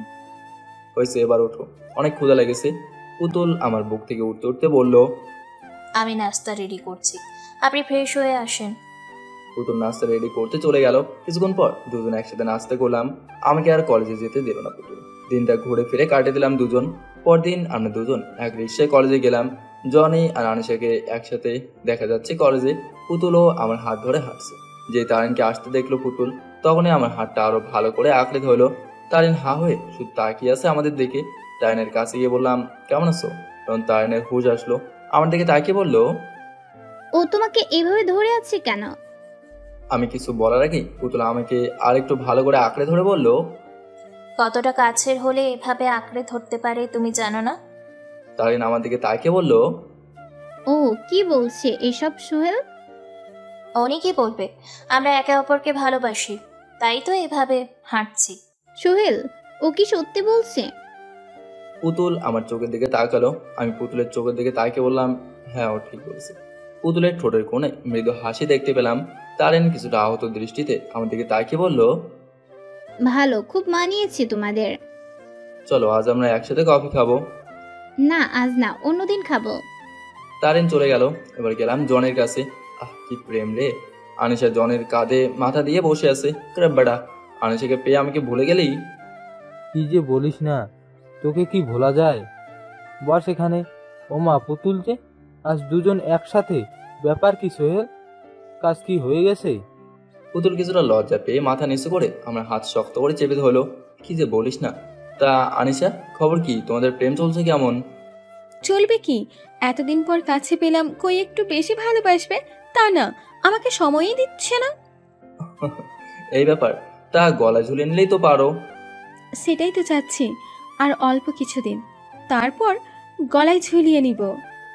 পিছন থেকে হঠাৎ নূপুর বলে উঠলো, বাহ, বেশ ভালোই তো, দু বন্ধু দুজন পেয়ে আমাকে ভুলেই গেলে। আরে পাগলি, কাছে আয়, তোকেও একটা ধরিয়ে দেব। আমার ওসব দরকার নেই, এভাবে আছি, বেশ আছি। চলো আজ একসাথে কফি খাওয়া যায়। খারাপ না, চলো। সবাই মিলে ক্যান্টিনে চলে গেলাম।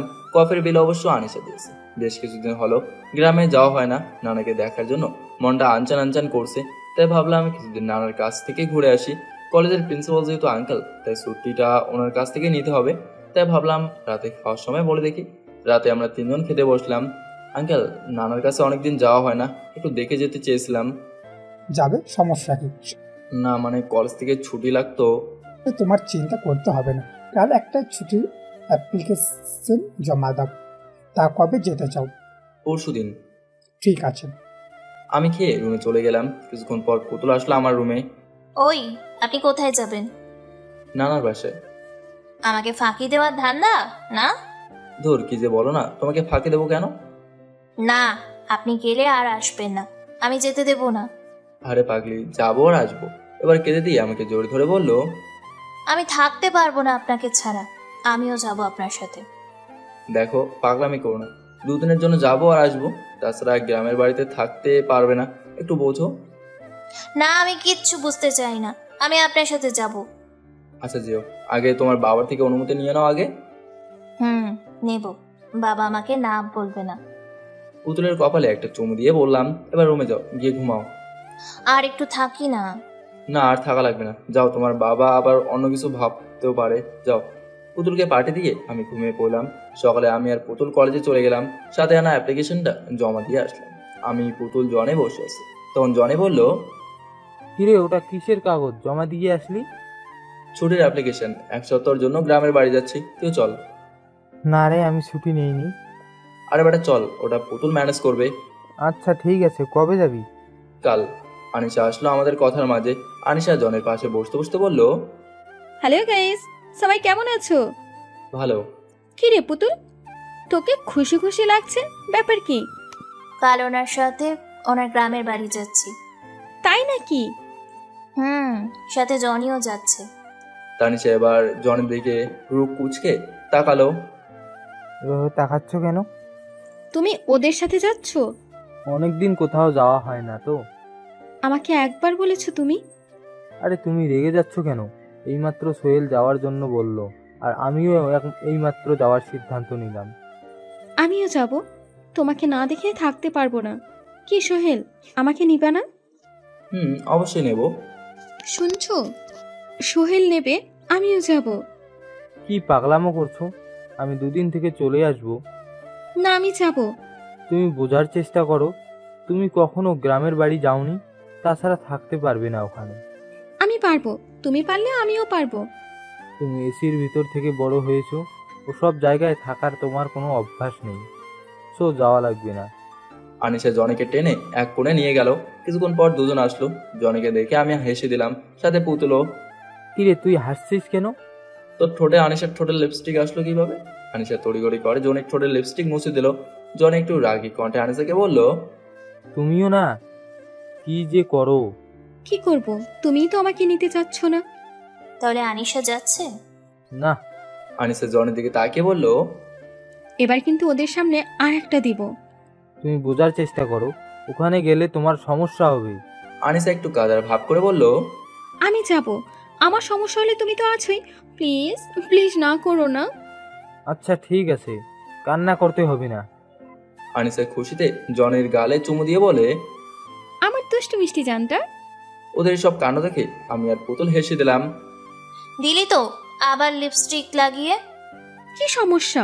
আমার জিনিস, আমি লিপস্টিক লাগাবো, আমিই মুছবো। এই শোনো, আমার গাড়িতে করে যাব কিন্তু। না, অত দূরের পথ তুমি ড্রাইভ করার দরকার নেই। এত বছর গাড়ি চালাচ্ছি, কিছু হয়নি, এখনো কিছু হবে না। আচ্ছা ঠিক আছে। যাব কবে? কাল সকালে রওনা দেব, তাহলে দিন থাকতেই সেখানে পৌঁছতে পারবো। তাহলে তো আজই যাওয়ার প্রস্তুতি নিতে হয়। আচ্ছা জনি, চলো, কিছু কেনাকাটা করতে হবে। তুমি পরে কিনে নিও। তোমারগুলাও তো কেনা লাগবে। আমার কিছু লাগবে না। বেশি বোঝো না তো, তোরাও চল। না, তোমরা যাও। আচ্ছা চলি তাহলে আমরা। আনিসারা চলে গেল। পুতুলের দিকে তাকিয়ে দেখি ওর মুখে কিছুটা মন খারাপের আভা ফুটে উঠছে। চলো। কোথায়? চলো তো। পুতুলকে নিয়ে একটা শপিং মলে চলে আসলাম। এখানে আসলেন কেন? চলো তো। ওকে নিয়ে একটা শাড়ির দোকানে ঢুকলাম। দেখো তো এই শাড়িটা কেমন লাগে। শাড়ি দিয়ে কি করবেন? তোমার পছন্দ হয়েছে কিনা বলো। আপনার পছন্দ হয়েছে? হুম। তাহলে আমারও পছন্দ। শাড়িটা নিয়ে বাসার দিকে রওনা দিলাম। রিক্সায় দুজন বসে আছে। তখন পুতুল বলল, হঠাৎ শাড়ি নিলেন কেন? কাল এটা পরে যাবে, তোমাকে গ্রাম্য বধূর সাজে সেখানে নিয়ে যাব। নানা যাতে একবার তোমাকে দেখলেই পছন্দ করে। পুতুল কিছুটা লজ্জা পেয়ে বলল, হ্যাঁ, কি যে বলেন না, আমার বুঝি লজ্জা করে না? কেন? বিয়ের কথা শুনলে লজ্জা লাগে কেন? বিয়ে করার ইচ্ছে নেই নাকি? পুতুল আমার চোখের দিকে তাকিয়ে বলল, এই জন্মে আর ছাড়ছি না আপনাকে। রাতে খেতে বসলাম, তখন আঙ্কেল বলল, সোহেল, পুতুল তো তোমার সাথে যেতে চায়, তোমার কি কোনো সমস্যা আছে? কি যে বলেন না আঙ্কেল, আমার আর কি সমস্যা থাকবে? আসলে কাজের জন্য ওকে নিয়ে কোথাও বের হতে পারি না, তো তাই তোমার সাথে একটু ঘুরে আসো। জি আঙ্কেল, কোনো সমস্যা নেই। তা কাল কখন রওনা দেবে? সকলে রওনা দিতে চাই। আচ্ছা, তাহলে কাল 2টা টিকিট কিনে রাখবো। তার দরকার নেই, আমার এক ফ্রেন্ডের গাড়ি নিয়ে যাব। আচ্ছা ঠিক আছে। সকালে নাস্তা খেয়ে সব গোছগাছ করলাম। পুতুল রেডি হয়ে আমার রুমে আসলো। ওকে দেখে চোখ ফেরানোই দায়। আমার দেওয়া শাড়িটা পরছে। ওর ফর্সা দেখে কালো শাড়িটা মানিয়েছে বেশ। অমন করে কি দেখেন? এত সুন্দর কেন তুমি? হ্যাঁ, কি যে বলেন না, জামা কাপড় গুছিয়েছেন? কিছু জামা কাপড় বাকি আছে। দেন, ওগুলো আমার ব্যাগে নেই। আচ্ছা নাও। ততক্ষণে জনিকে কল দিয়ে দেখি ওরা কত দূর। জনিকে কল দিলাম। হ্যাঁ জনি, কত দূর তোরা? এই তো আমরা চলে এসেছি। তোরা রেডি হয়ে বসে থাক, বের হ। তোদের বাসার সামনে থেকে তোদের পিক করব। আচ্ছা তাড়াতাড়ি আয়। আমরা রেডি হয়ে আঙ্কেলের কাছ থেকে বিদায় নিলাম। তোমার নানাকে আমার সালাম জানিও, আর সাবধানে যাবে। পুতুল, তুই সেখানে পৌঁছে আমাকে কল দিবি। জি বাবা। বাসার সামনে থেকে আনিসা আমাদের পিক করলো। আমি জনি আর আনিসার দিকে তাইকে বললাম, তোদের তো সেই লাগছে রে, একদম নববিবাহিত লাগছে। আনিসা আমাদের দিকে দুটো ব্যাগ বাড়ি দিয়ে বলল, তোমাদের জন্য। খুলে দেখি ম্যাচিং করা পাঞ্জাবি আর শাড়ি। আনিসা আর জনি বসলো সামনে, আমি আর পুতুল পেছনে। গাড়ি চলছে। পুতুল আমার কাঁধে মাথা দিয়ে হাত আঁকড়ে ধরে আছে। শো শো করে গাড়ি চলছে। গাড়ি চালানোর বেশ এক্সপিরিয়েন্স আছে দেখে আনিসা। আমি ডিরেকশন বলে দিয়েছি, সে অনুযায়ী গাড়ি চালাচ্ছে। গাড়ির কাজ নিচে নামিয়ে দিতে বাতাসে পুতুলের চুলগুলো দোলা খেতে লাগলো। সে এক অপূর্ব সৌন্দর্য যেন ছড়িয়ে পড়লো। আমার মুখ ঢেকে গেছে পুতুলের চুলে। আমি তার চুলের সুবাস নিতে থাকলাম। বেশিক্ষণ নিতে পারলাম না। এমন সুন্দর মুহূর্ত তুলিসাৎ করে দিল জনি। কিরে বেটা, কি করছিস? আমি তাড়াতাড়ি মুখ থেকে পুতুলের চুল সরে নিলাম। কি করবো, আর বসে আছি, দেখিস না? হ্যাঁ হ্যাঁ হ্যাঁ, তাই নাকি? আমি তো অনেক কিছু দেখলাম। তোরটা তুই নিয়ে থাক না, পিছনে নজর দাস কেন? আচ্ছা, আর দেব না। পুতুল কিছুটা বুঝতে পেরে মুসকে মুসকে হাসছে। আনিশা গাড়ি ড্রাইভ করাতে ব্যস্ত। দুপুরে খাওয়ার জন্য গাড়ি একটা রেস্তোরাঁর সামনে দাঁড় করালো। বেশ বড় না রেস্তোরাঁটা। ভেতরে ঢুকলাম। খাবার অর্ডার করতে গিয়ে শুনি শুধু মাংস আর বিরিয়ানি আছে। এদিকেই চলবে। খারাপ না, কি বলো তোমরা? খাবারের অর্ডার দেওয়া হলো। আনিশা প্লেটে খাবার নিয়ে জনের মুখের সামনে ধরলো। হ্যাঁ করো। তুমি খেয়ে নাও আগে। হ্যাঁ করো তো। আনিশা জনেকে খাই দিচ্ছে। আমি আর পুতুল হা হয়ে তাকিয়ে আছি। সবার সামনে এভাবে খাওয়াচ্ছে। দিদিকে এভাবে তাকিয়ে থাকতে দেখে আনিশা বলল, কি দেখো এভাবে? এখানে এইভাবে খাওয়াচ্ছ? ভালোবাসা থাকলে সবখানে খাওয়ানো যায়। পুতুল এবার আমার চোখের দিকে তাকালো। ওর চোখের ভাষা কিছুটা হলেও বুঝতে পারি, তাই প্লেটে খাবার নিয়ে ওর মুখের সামনে ধরলাম। পুতুল আমার চোখের দিকে তাকিয়ে খেতে লাগলো। ওর মুখে তৃপ্তির হাসি লেগে আছে। পুতুল এবার খাওয়া থামে দিল। কি হলো আবার? পুতুল আমার কাছ থেকে প্লেট নিয়ে বলল, হাঁ করুন। আমি একটু হেসে বললাম, পাকে দাও। খাওয়া শেষে সুন্দর করে পুতুল তার হাত দিয়ে আমার মুখ মুছে দিল। গাড়িতে গিয়ে বসলাম, আবার চলতে লাগলো গাড়ি। আমাদের গ্রামের কাছাকাছি প্রায় চলে এসেছি, বিকালও হয়ে এসেছে। হালকা শীত পড়তে লাগলো। পাশে তাকে দেখি পুতুল শীতে কিছুটা জ্বর সড়ো হয়ে আছে, তাই ব্যাগ থেকে চাদরটা বের করে ওর গায়ে জড়িয়ে দিলাম। পুতুল আমার দিকে তাকিয়ে বলল, আমাকে একা চাদর দিয়ে দূরে রাখতে চান তাই না? ধর পাগলি, কি বলো এসব? তোমার শীত লাগছে তাই তো দিলাম। আপনার বুঝি শীত লাগে না? এই শীতে আমার কিছু হবে না। এত বেশি বুঝতে হবে না, চাদরের ভেতরে আসুন। থাক, লাগবে না, নিজের গায়ে ভালো করে জড়িয়ে নাও। পুতুল কিছুটা অভিমান করে তার গা থেকে চাদরটা খুলে সামনে রেখে বলল, বুঝি তো আমার গায়ের সাথে বসতে সমস্যা হবে, আমি তো ভালো না, দরকার নেই চাদর। আমি চাদরটা নিয়ে পুতুলকে আরো কাছে টেনে দুজন চাদরের ভেতর ঢুকে পড়লাম। পুতুল আটোসাটো করে আমাকে জড়িত হলো পরম যত্নে। কিছুক্ষণ পর আনিসা গাড়ি থামালো। তাকে দেখি আনিসা জনিকে জ্যাকেট গায়ে দিয়ে দিচ্ছে। আনিসা আমাদের দিকে তাকিয়ে জনিকে বলল, গাড়ি ড্রাইভ না করলে পুতুলের মতো তোমার জ্যাকেটের ভেতর ঢুকে যেতাম। আসো। পাগল, গাড়ি ড্রাইভ করবে কে তাহলে? আচ্ছা কাছে আসো তো। কেন? আসো তো। এই তো আসলাম। আনিসা জনির ঠোঁটে একটা চুমু খেয়ে বলল, এই কারণে ডেকেছি। তুমি কি যে করো, পিছনে ওরা আছে দেখো না? ওরা দেখেনি। পাগলি একটা, সব সময় দুষ্টামি করা লাগে। বেশি কথা বললে ঠোঁটে কিস দিয়ে ধরে রাখবো। পাগলি, গাড়ি চালাও, শুধু আজে বাজে চিন্তা। গাড়ি চলতে লাগলো। সন্ধ্যার আগ দিয়ে বাসায় পৌঁছলাম। পুতুল পুতুল, আমরা এসে গেছি। কি হয়েছে? আমরা আমার নানা বাড়ি চলে এসেছি। পুতুল আমাকে ছেড়ে দিয়ে উঠলো। ঘুমে ঢুকছে, ঘুমিয়ে গিয়েছিল মেয়েটা। এদিকে আসো। পুতুলের চুলগুলো হাত দিয়ে ঠিক করে দিলাম। গাড়ি থেকে আমরা সবাই নামতে দেখি নানা আমার অপেক্ষায় দাঁড়িয়ে আছে। অনেকদিন পর নানাকে দেখে আবেগ ধরে রাখতে পারলাম না, তাই নানাকে জড়ি ধরে কেঁদে দিলাম। পুতুল বুঝে গেল এটা আমার নানা হয়, তাই সোজা গিয়ে নানার পাশ ফিরে সালাম করলো। থাক নানু ভাই, বেঁচে থাকো। নানা আমার দিকে তাকিয়ে বলল, কে রে ও? রফিক আঙ্কেলের মেয়ে। রফিকের মেয়ে? কত ছোটই রেখেছিলাম, আজ কত বড় হয়ে গেছে। বেঁচে থাকো নানু ভাই, অনেক বড় হও। না না, এরা হলো আমার ফ্রেন্ড জনি আর আনিশা। আনিশাও নানার পাশ ফিরে সালাম করলো। আয় আয়, ভিতরে আয়। ওদের আর কতক্ষণ বাইরে দর করিয়ে রাখবি? নানার পুরোনো আমলের বিশাল বাড়ি। নানার সাথে আমার এক মামা থাকে, তবে সে আমার আপন মামা না, দূর সম্পর্কে মামা হয়। উনি নানার সব দেখাশোনা করে। ভিতরে গিয়ে বসলাম। নানা রহিমা রহিমা বলে ডাক দিল। রহিমা হলো মামার বউ, মানে আমার মামি। কি হয়েছে বাবা? আরে তোমরা চলে এসেছো? কেমন আছো মামি? মামি কিছুটা অভিমান করে বলল, তুই কথা বলবি না আমার সঙ্গে? তুই সেখানে গিয়ে আমাকে একবারও ফোন দিসনি। সরি মামি। মামি মামা কোথায়? বাজারে গেছে। রুমা কোথায়? ওই যে। রুমা আমার 3 বছরের ছোট। রুমা আমাকে দেখে ভাইয়া বলে দৌড়ে এসে আমাকে জড়িত হলো। রে, কেমন আছিস? তোমরা আসবে শুনে এসে কখন থেকে অপেক্ষা করে বসে আছে। তা আছিস ভালো?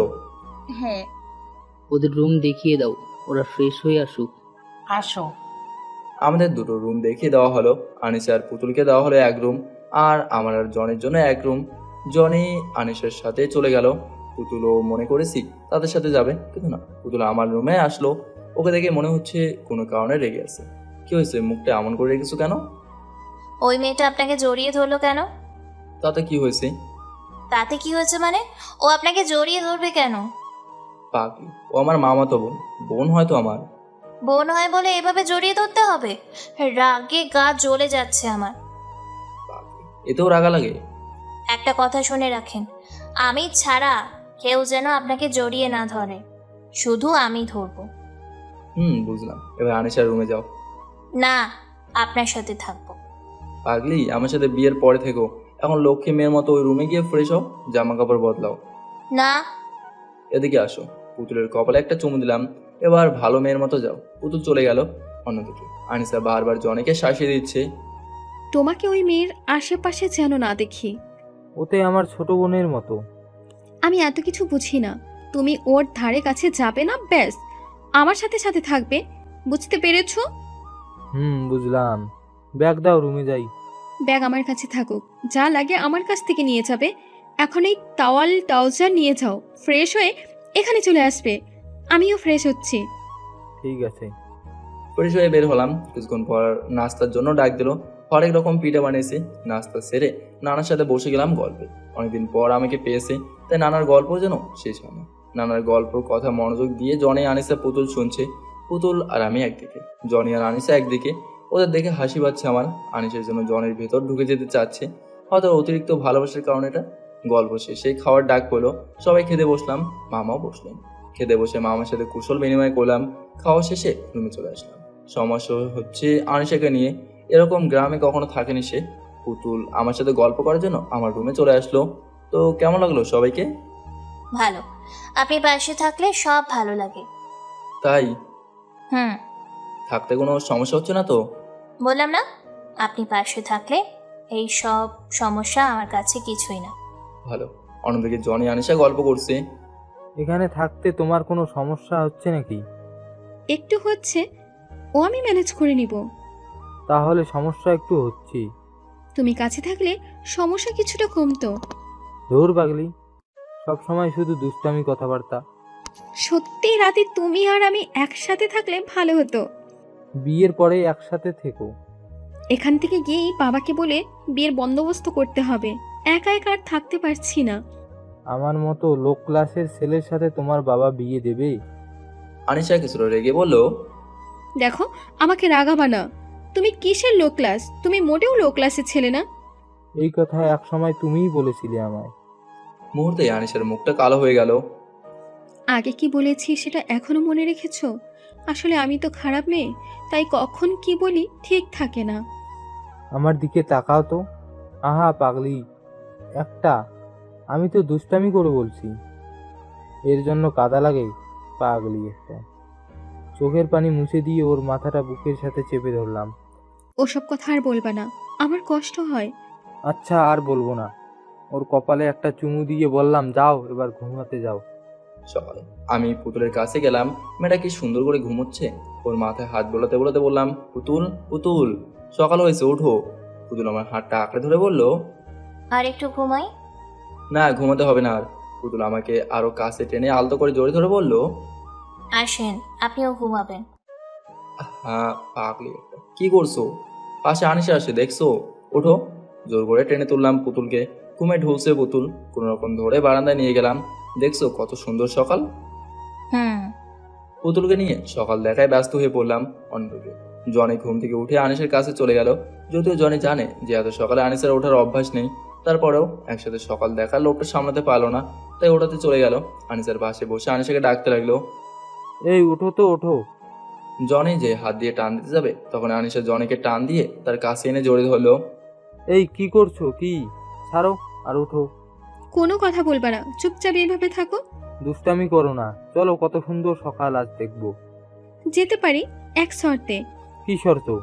আমাকে কোলে করে নিয়ে যেতে হবে। পাগল নাকি? সবাই কি বলবে? আমি এত কিছু জানি না, আমায় কোলে করে নিয়ে যাবে ব্যাস। পাগলামি করো না, চলো। আচ্ছা, কোলে নিতে হবে না, একটা লিপ কিস দাও। ধুর, দুষ্টামি করো না তো। ওরা কখন আবার চলে আসে। তোমার দেওয়া লাগবে না, আমারটা আমি দিতে পারি। খপ করে আমার ঠোঁট পুরো নিল তার ঠোঁটে। কিছুক্ষণ পর ছেড়ে দিয়ে একটা মিষ্টি হাসি দিল। হয়েছে, এবার চলো। চলো। আমি পুতুল বারান্দায় বসে আছি। পুতুল আমার কাঁধে মাথা দিয়ে বসে বসে সোনালের সকালটা দেখতে লাগলো। ঠিক তখনই জনি আর আনিসা আসলো বারান্দায়। আরে ইয়ার, তোরা এখানে? তোদের ঘুম ভাঙলো? ঘুম আর যেতে পারলাম কই, তার আগেই তো উঠিয়ে দিলে।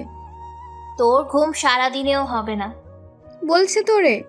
কিছুক্ষণ বারান্দায় বসে ফ্রেশ হয়ে আসলাম আমরা। সকালের নাস্তা দেখেই মন ভরে গিয়েছি। হরেক রকমের পিঠা, খেজুরের গুড়, ভাজা মুড়ি ইত্যাদি ইত্যাদি। ওদের নিয়ে বের হলাম আমাদের গ্রামটা দেখতে। বেশ মজাই কাটতে লাগলো দিনগুলো। কাল চলে যাব শহরে, ছুটি শেষ। রাতে খেতে বসে নানাকে বললাম, নানা কাল আমরা চলে যাব। সে কি, কালই চলে যাবি? অনেকদিন পর আসলি, আর কিছুদিন থেকে যেতি। পাশ থেকে মামি বলল, আমি বলি কি বাবা, সোহেলকে এখানে বিয়ে করিয়ে রেখে দিলেই তো হয়। তাও ঠিক, গ্রামের ছেলে গ্রামেই থেকে যাবে। তাছাড়া আমি একা এসব সামলাতে পারছি না। তুই তোর বউকে নিয়ে গ্রামে থাকলি, পাশাপাশি আমার সাথে আমাদের জমাজমি দেখাশোনা করলি। কি বলিস তুই? পুতুল এই কথা শুনে খাওয়া থামিয়ে দিল। আমার চোখের দিকে তাকিয়ে আছে। তোর মামা কথাটা অবশ্যই খারাপ বলেনি। একমাত্র নাতি তুই আমার। আমি চাই বিয়ে করে তুই আমার সাথেই থাক, কি বলিস? পুতুল আমার হাত চেপে ধরলো, চোখ দিয়ে বোঝা যাচ্ছে না বলতে। আমি ইশারায় ওকে সম্মতি জানালাম। কিরে, কিছু বলিস না কেন? আমি আর কি বলবো, তবে পড়াশোনা আগে শেষ করতে চাই, তারপর ভাববো। পড়াশোনা বিয়ের পরেও করতে পারবি। আচ্ছা, আমি ভেবে তোমায় বলছি। এ কথা শুনে পুতুলের গলা দিয়ে আর ভাত নামলো না। আমি রুমে ঢুকতেই পুতুল দৌড়ে এসে আমার বুকে ঝাঁপিয়ে পড়ে কেঁদে দিল। কি হয়েছে, কাঁদছো কেন? আপনি সত্যিই কি এখানে বিয়ে করবেন? ধুর পাগলি, বিয়ে করবো মানে? আপনি আপনার মামাকে কি বললেন? আরে আমি বলছি ভেবে পরে বলবো, আমি তো আর বলি নাই বিয়ে করব। একটা কথা শুনে রাখেন, আমি ছাড়া অন্য কাউকে বিয়ে করলে আমি আত্মহত্যা করব। পাগল হলে নাকি? কি আজে বাজে বলছো? আমি সত্যিই থাকতে পারবো না আপনাকে ছাড়া। আমি কি পারবো? আমিও তো পারবো না, পাগলি একটা। কান্না বন্ধ করো আর ঘুমাতে যাও। না, আজ আপনার সাথে থাকবো, আপনার বুকে ঘুমাবো। হয়েছে, এতক্ষণ থেকে শোনা বুকে, এখন যাও। পুতুল একটু রেগে বললো। আমি একটু জড়িয়ে ধরলেই শুধু বলেন যাও যাও। বিয়ের পর যত ইচ্ছে তত জড়িয়ে ধরো, এখন যাও। তাহলে একটু আদর দিয়ে দেন। আচ্ছা, মাথার উপরে তোলো। পুতুলের কপালে একটা চুমু দিয়ে ঘুমাতে পাঠিয়ে দিলাম। পরের দিন সকাল সকাল রওনা দিতে চেয়েছিলাম, কিন্তু পুতুলের আনিসের জোড়াজড়িতে বিকালে রওনা দিতে হলো। নানা সহ সবার কাছ থেকে বিদায় নিয়ে আমরা বের হয়ে গেলাম। গাড়ি চলছে ঢাকার উদ্দেশ্যে। আমার জীবনে সবচেয়ে সুন্দর একটা মুহূর্ত কাটালাম এখানে এসে। খুব সুন্দর সোহেলদের গ্রাম। পুতুল, তোর লাকি কপাল রে, তুই বিয়ের পর এখানে থেকে যেতে পারবি। ওদের কথায় পুতুল আমার দিকে তাকিয়ে মুসকে মুসকে হাসতে লাগলো। বেশ আনন্দ করছি গাড়ির ভেতর। আনিসা আর জনের সামনে বসে দুষ্টুমি করছে, আনিসা ড্রাইভ করছে আর আমাদের সাথে কথা বলছে। চলছে গাড়ি। রাত হয়ে গেল। রাত তখন 8টা বাজতে চললো। ঢাকা পৌঁছাতে রাত 3টা বেজে যেতে পারে। আনিসা গাড়ি ড্রাইভ করছে। অন্ধকার থেকে হঠাৎ একটা গাড়ি পেছন থেকে আমাদের গাড়িকে ধাক্কা মারলো। আনিসার ব্রেক ফেল হয়ে গাড়িটা কয়েকটা উল্টো খেয়ে একটা গাছের উপর পড়লো। তারপর আর কিছু মনে নেই। যখন জ্ঞান ফিরল তখন নিজেকে একটা হাসপাতালে আবিষ্কার করলাম। চোখ মেলে দেখি পুতুল আমার হাত ধরে কাঁদছে। আমি চোখ মেলতে দেখে জোরে ধরলো আমায়। আমি ব্যথায় আহ করে উঠলাম। পুতুল আমায় ছেড়ে দিয়ে মুখটাকে আলতো করে ধরে বলল, তুমি ঠিক আছো তো? তোমার কিছু হবে না? আমার কথা বলতে কিরকম কষ্ট হচ্ছে, হাত পা নাড়াতে পারছি না। তারপরে বললাম আমি ঠিক আছে। পুতুলের কপালে ব্যান্ডেজ করা। কিছুক্ষণ পর নানা মা সহ পুতুলের বাবা সবাই আসলো আমাকে দেখতে। হঠাৎ আনিসার জনের কথা মনে পড়তে জানতে চাইলাম ওরা কথা। পুতুল কিছুক্ষণ জিম মেরে থাকলো, তারপর বলল, জনির এখনো জ্ঞান ফেরেনি, ওর মাথায় গাড়ির কাঁচ ভেঙে ঢুকে গেছে, মারাত্মক অবস্থা। আর আনিসার? ওরও নানা জায়গায় ছিলে গেছে, কেটে গেছে। সিট বেল্ট বাঁধা থাকায় বেশি একটা ক্ষতি হয়নি। জনির জন্য কেঁদে বেহুশ হয়ে আছে। আসলে জনি সিট বেল্ট পরেনি, তাই ওর ক্ষতি বেশি হয়েছে। পুতুলের কাঁধে ভর দিয়ে ওদের বেড়ে গেলাম। আনিসা দেখি পাগলের মতো আচরণ করছে, বারবার বলছে, আমার জনিকে ফিরিয়ে দাও, ওর কাছে যাব। আনিসার বাবা আনিসাকে ধরে রাখতে পারছে না, তাই নার্স আনিসাকে ঘুমে ইঞ্জেকশন দিয়ে ঘুম পাড়ে রাখলো। জনের বাসায় খবর দেওয়া হয়নি, তাই কেউ আসেনি। আনিসার বাবা ডাক্তারের সাথে কথা বলছে। ডাক্তার, ওই ছেলেটার অবস্থা কি? অবস্থা বড়ই করুণ। কাঁচ ঢুকে গেছে মাথার ভিতর, তাই মাথার ভিতর রক্তক্ষরণ হয়েছে। ডাক্তার, যত টাকা লাগে আমি দেব, আপনি ওকে ভালো করুন। ওই ছেলেটা ছাড়া আমার মেয়েকে বাঁচানো সম্ভব হবে না বোধ হয়। চিন্তা করবেন না, 3 ঘন্টার পর ওর অপারেশন করব। তার আগে ওর জন্য ও নেগেটিভ রক্ত সংগ্রহ করুন। আমাদের এখানে এই রক্ত নেই। জি, আমি দেখছি, আপনারা অপারেশনের ব্যবস্থা করুন। আমি পুতুলকে কাঁধে ভর দিয়ে আনিসার বাবার কাছে গেলাম। আঙ্কেল, ডাক্তার কি বললো? তুমি আনিসার ফ্রেন্ড না? আর পুতুল তোমাকে তো চিনেই। জি, আমি ওদের ফ্রেন্ড। কি বলছে ডাক্তার? কিছুক্ষণ পর জনের অপারেশন হবে, ও নেগেটিভ রক্তের ব্যবস্থা করতে বলেছে। ও, আমার রক্তও নেগেটিভ, আমি রক্ত দেব। আপনি অপারেশনের ব্যবস্থা করতে বলুন। আমার সাথে আসো। কিছুক্ষণ পর একটা নার্স আমার থেকে 2 ব্যাগ রক্ত নিল। জনকে অপারেশন থিয়েটার নিয়ে গেছে ডাক্তার। আমরা বাইরে বসে আছি। পুতুল আমাকে জড়ি ধরে বসে আছে। আমি বারবার ভয়ে পুতুলের বাবার দিকে তাকাচ্ছি। উনি না কিছু বলে বসে, উনিও আর চোখে 2-1 বার আমাদের দিকে তাকাচ্ছে। পুতুলের কোনো ভয় দেখছি না, আমাকে আষ্টে পিষ্টে জড়ি ধরে আছে। হঠাৎ চিৎকার আওয়াজ শুনতে পেলাম, আনিসার চিৎকার দিচ্ছে। আমরা সবাই আনিসার কাছে গেলাম।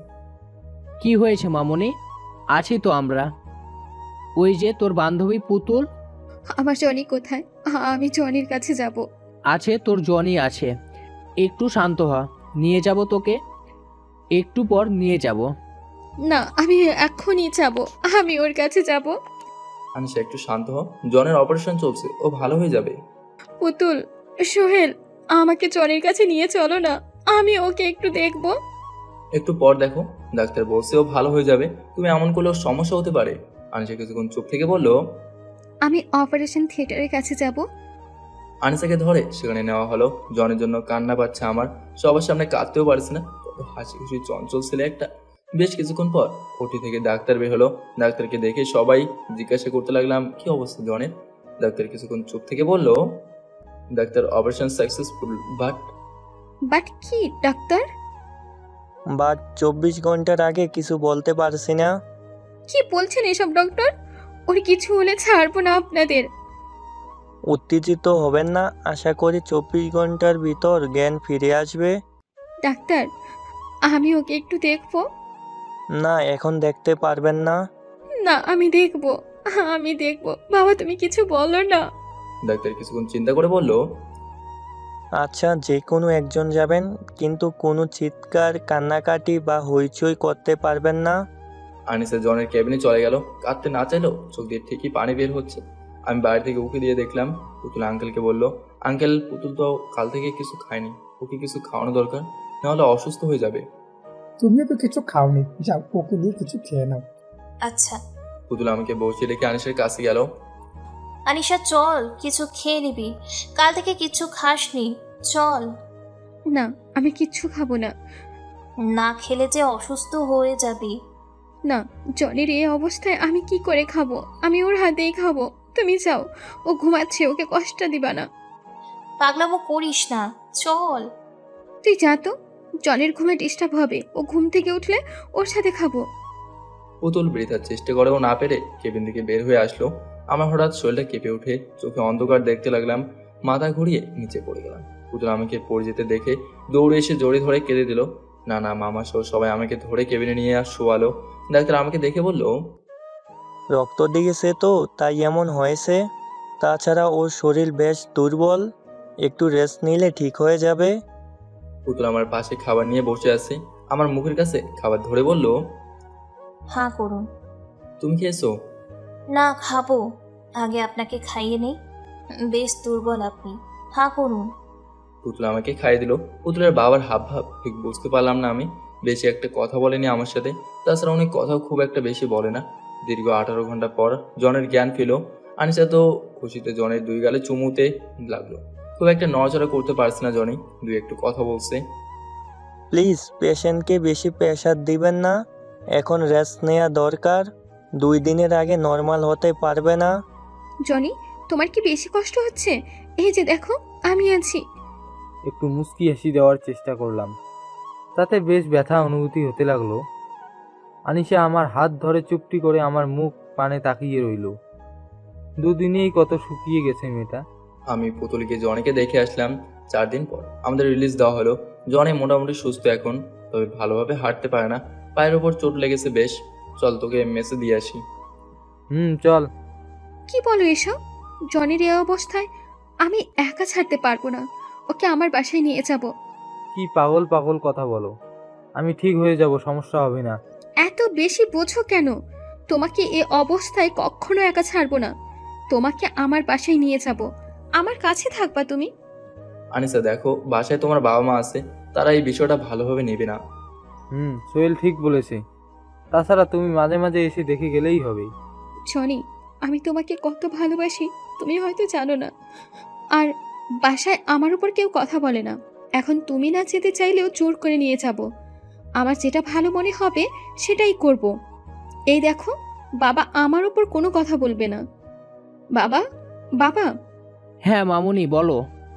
বাবা, আমি জনিকে আমাদের বাসায় নিয়ে যাব। ও যতদিন সুস্থ না হয় ততদিন আমার কাছে থাকবে। থাকবে, সমস্যা কোথায়? তুই ওকে নিয়ে যা, আমি ওদের পেমেন্ট মিটিয়ে আসি। আনিসা জনিরা আমার দিকে তাকিয়ে বলল, দেখেছো বাবা আমার কত ভালো, চলো। তারপর আমি সহ পুতুল জনিকে আনিসাদের বাসায় দিয়ে আসলাম। আমার মামা নানা সবাই চলে গেছে, আর 2 দিনকে জনের খুব একটা যত্নের অভাব হবে না, কেননা আনিসা ওকে সামান্য পরিমাণ কষ্ট দিতেও রাজি না, পারলে জনের বুকের ভেতর ঢুকে থাকে। আমরা বাসায় চলে আসলাম। আঙ্কেলের সামনে যেতে ভয় করছে। এতক্ষণে হয়তো বুঝে গেছে যে পুতুল আমাকে আর আমি পুতুলকে ভালোবাসি, কিছু একটা বলে বসে কিনা। এই ভয়ে আঙ্কেলের সামনে যায় না, গেলেও মাথা নিচু করে থাকি। পুতুল তো আমার প্রাণের সাথে মিশে যেতে চাচ্ছে, আগের থেকে আরো বেশি কেয়ার করছে আর সবসময় আমার সাথে হাতেই থাকছে। দুদিন পর পুতুল আর আমি গেলাম জনকে দেখতে আনিশাদের বাসায়। রুমে ঢুকতে দেখি আনিশা জনের বুকের উপর ভর দিয়ে আলতো করে জড়ি ধরে জনির সাথে কথা বলছে। আমাদের দেখে আনিশা উঠে বসলো। রে, বেশ যত্ন করছে দেখি আনিশা তোর। সে আর বলতে। দেখো না, কিছু খেতেই চায় না, বাচ্চাদের মতো করলে চলবে? এত খাবার খাইয়ে মেরে ফেলবে আমাকে। এত খাবার? এতটুকু খাবার খেতে পারো না? বিয়ের পর দেখবো কিভাবে না খেয়ে থাকো। ওদের কাণ্ড দেখে হাসছি। তা তোমাদের কি খবর? পুতুল তো তোমাকে পেয়ে আমাকে ভুলেই গেছে। আচ্ছা, আমি কফি নিয়ে আসছি, তারপর কথা বলবো। আনিসা কফি আনতে গেল। তা জনি, তোর খবর কি? শরীর কতটুকু ভালো বুঝিস? এখন মোটামুটি ভালোই আছি। পাগলিটা যেভাবে সেবা যত্ন করছে, ভালো না হয়ে পারি? তা তোর বাসায় খবর দিয়েছিস? হ্যাঁ বলেছি, বাবা মা আসবে বলেছে। পাগলিটা ছাড়তেই চাচ্ছি না। বেশ খানিকক্ষণ আড্ডা দিয়ে বাসায় চলে আসলাম। সপ্তাহের মাথায় আঙ্কেল মানে পুতুলের বাবা আমাকে বসার ঘরে ডাকলেন। আঙ্কেল আমাকে ডেকেছিলেন? জি, কেন ডেকেছেন? কিছু কথা বলার জন্য। কথাটা হলো, পুতুল আমার একমাত্র মেয়ে, কোনো কষ্টের আঁচড় পেতে দিইনি ওকে। জি। ওর মা মারা যাওয়ার পর ওর দিকে তাকিয়ে দ্বিতীয় বিয়ে করিনি, বড় হয়ে যাতে কষ্ট না পায় এই জন্য। আমি চাই না আমার মেয়ে এমন কারো কাছে যাক যেখানে সারা জীবন কষ্ট করে কাটাতে হয়। আমি কি বোঝাতে চাচ্ছি আশা করি বুঝতে পেরেছ। জি আঙ্কেল। তাহলে বাকিটা তোমার উপর, তুমি কি করবে তুমি জানো। আপনি টেনশন করবেন না, আপনার কথার মান রাখতে চেষ্টা করব। রুমে চলে আসলাম। জানতাম শেষে এমন কিছু হবে। কেই বা আমার মতো এতিম শূন্য স্যারের কাছে তার মেয়ে দেবে? শিক্ষিত লোক, তাই সরাসরি না বলে ইঙ্গিতে বুঝিয়ে দিলেন। ভীষণ কান্না পাচ্ছে, চোখে পানি আটকে রাখতে পারছি না। পাগলিটা আমাকে ছাড়া থাকবে কি করে? আমাকে পারতেই হবে। আমার থেকে আরো ভালো ছেলে পাবেও, বেশ সুখে থাকবে, এটাই কামনা করি। রাতেই সব প্যাক করে নিলাম। সারা রাত কেঁদে গিয়েছি। খুব ভোরে পুতুলকে শেষ একবার দেখার জন্য রুমে গেলাম। কত সুন্দর করে ঘুমিয়ে আছে মেয়েটা। চোখের পানি মুছে ওর কপালে একটা চুমু দিয়ে ব্যাগপত্র নিয়ে বেরিয়ে পড়লাম। সবার দিকে ওঠার আগে গন্তব্য গ্রামের বাড়ি। তার আগে জানের জিগের দোস্ত জনিকে একবার দেখে আসি। আনিশাদের বাসায় চলে গেলাম। আনিশা জনিকে ভাত খাই দিচ্ছে। কত ভালোবাসা ওদের মাঝে, বুকটা ভরে যায়। জনি আমাকে দেখে দাঁড়িয়ে গেল। আমি জনিকে জড়িয়ে ধরে কেঁদে দিলাম। সোহেল, সোহেল, কি হয়েছে তোর? কাঁদছিস কেন? তোদের এরকম ভালোবাসা দেখে খুশিতে চোখের পানি বের হয়ে গেছে রে। না, তুই আমার কাছে কিছু লুকাচ্ছিস। একেই বলে বন্ধু, না বলতে অনেক কিছু জেনে যায়। না তেমন কিছু না, তোকে দেখতে মন ছিল তাই দেখতে চলে আসলাম। তোর মুখ এমন শুকনো কেন? কিছু তো পেটে পড়েনি মনে হয় এখনো। আনিসা, ওকে খাবার দাও। না রে, এখন কিছু খাবো না, চলি রে, ভালো থাকিস। আর আনিসাকে কষ্ট দিস না, মেয়েটা তোকে অনেক ভালোবাসে। কি হয়েছে তোর? তুই এমন করে কথা বলছিস কেন? চলি রে, ভালো থাকিস। সেখান থেকে বের হয়ে গ্রামে যাওয়ার বাসে চললাম। পকেট থেকে মোবাইলটা বের করে সিমটা খুলে মানিব্যাগের সাইডে রেখে দিলাম। খুব কষ্ট হচ্ছে এই শহর ছেড়ে যেতে। পাগলিকে ছাড়া থাকবো কি করে? অন্ধকার। পুতুল ঘুম থেকে উঠে আমাকে না পেয়ে মোবাইলে কল দেওয়ার চেষ্টা করে। ফোনে না পেয়ে জনি সহ সবার কাছেই ফোন করে। যখন কোনো হদিশ পায় না তখন পাগলের মতো আচরণ করতে থাকে। পুতুলের বাবা সবকিছু যেন চুপ করে আছে। আর আমি কেঁদে কেঁদে শহর ছাড়ছি। বাসে চড়ে বেশ কয়েক ঘন্টা পর গ্রামে গিয়ে পৌঁছলাম। মামা মামি নানা সব আমাকে ঘিরে ধরলো। নানা রকম জেরা করা শুরু করলো। হঠাৎ না জানিয়ে চলে আসলাম কেন? মাত্র আসলাম, একটু রেস্ট নিতে দাও। ও হ্যাঁ, রেস্ট নে, আমি তোর জন্য খাবার নিয়ে আসছি। ফিরে যাবি কবে আবার? না, আর ফিরবো না। ও, আমাদের কথা রাখলি তাহলে? আমি একটু ভ্রু কুচকে তাকে বললাম, কোনো কথা না না ভাই। ওই যে বিয়ে করে এখানে থেকে যাবি। কি যে বলো না, খিদে লাগছে, এখন খাবো, যাও তো। রহিমা, আমার নানা ভাইয়ের জন্য খাবার নিয়ে আয়। এই তো বাবা, আনছি। ভাত খেয়ে রুমে গিয়ে শুয়ে পড়লাম। পাগলিটাকে সত্যি অনেক ভালোবেসে ফেলেছে, যার প্রমাণ এখন চোখ দিয়ে বেয়ে বেয়ে পড়ছে। পাগলিটা কি করছে কি জানে। মনকে নিজে নিজে প্রশ্ন করছি, কেন, কি হতো তুইকে আমার হাতে তুলে দিলে? হয়তো খুব বিলাসবহুল ভাবে রাখতে পারতাম না, তবে ভালোবাসায় হয়তো কোনো কমতি দিতাম না। ঠিকই তো আছে, কেই বা তার মেয়ের খারাপ চায়। হয়তো ভেবেছে আমি সুখে রাখতে পারবো না। আজ দুদিন ধরে পুতুল আমার কোনো খোঁজ পাচ্ছে না। খাওয়া দাওয়া সব ছেড়ে দিয়েছে। অনেক জনিও বেশ টেনশনে আছে, কোনো খোঁজ নেই। হঠাৎ ব্যাপারটা, মোবাইলও বন্ধ, তার সাথে ওরকম আজগুবি কথা। জনের বাবা মা এসেছে জনিকে দেখতে। এসে সে কি কান্নাকাটি। কান্না করছো কেন? তোর এত কিছু হয়ে গেছে আর তুই আমাদের সবে বলছিস? তেমন কিছু হয়নি তো, দেখছো বেশ সুস্থ আমি। মা, এ হলো আনিশা। আনিশা গিয়ে মার পা ছুঁয়ে সালাম করলো। থাক মা, বেঁচে থাকো, কি লক্ষ্মী মেয়ে। এবার ফ্রেশ হও মা। হ্যাঁ মা, ফ্রেশ হয়ে নেন। মা কিছুটা মমতার চোখে তাকিয়ে বলল, তুমি আমাকে মা বললে? হ্যাঁ, মাকে তো মাই বলবো। আচ্ছা, যাই হোক বাবা, তোর আর এই শহরে থাকা লাগবে না। কেন? তুই আমাদের একমাত্র ছেলে, কখন কি হয়ে যায় বলা যায় না। তোর আর এইখানে পড়া লাগবে না, বিকেলে আমাদের সাথে যাবে। এ কথা শুনি আনিশা চোখ বড় করে আমার দিকে তাকালো। চোখ ক্রমশ লাল হয়ে যাচ্ছে, পানি জমে গেছে, পড়বে প্রায়। আমি মাকে বললাম, সে পরে দেখা যাবে, আগে ফ্রেশ হয়ে খেয়ে নাও। না, পরে না, তোকে এখানেই আর একা রেখে যাব না। আমার ছেলে আমার কাছে থাকবি। আচ্ছা যাবো, আগে গিয়ে ফ্রেশ হয়ে যাও। আনিশার চোখ থেকে পানি বের হয়ে যেতে চাচ্ছে। এত কষ্ট করে যত্ন সেবা করে আমাকে আগলে রাখলো, এখন নিয়ে যাবে সেটা কোনোভাবেই মানতে পারছি না। আনিশা মাকে নিয়ে গেল। কিছুক্ষণ পর আবার রুমে আসলো, চোখে স্পষ্ট পানি দেখতে পেলাম। এসেই আমাকে জড়িয়ে ধরে কেঁদে ফেললো। কি হয়েছে, কাঁদছো কেন? তুমি সত্যি সত্যি চলে যাবে আমাকে ছেড়ে? না। যেও না তুমি, তোমায় ছাড়া থাকতে পারবো না। আব্বুকে বলে দিচ্ছি তোমাকে যেন না নিয়ে যায়। তাই আমাকে তো আমার বাসায় যেতেই হবে। তাহলে আমাকেও নিয়ে চলো। তোমার বাবা মাকে বলো না তোমার সাথে আমাকেও নিয়ে যেতে। নিলে কি হবে? বাচ্চাদের মতো করো কেন? আচ্ছা, তোমাকে নিয়ে যাব। ওইদিকে সোহেলের চিন্তায় ভালো লাগছে না। যাও, গিয়ে দেখো বাবা মার কিছু লাগে নাকি।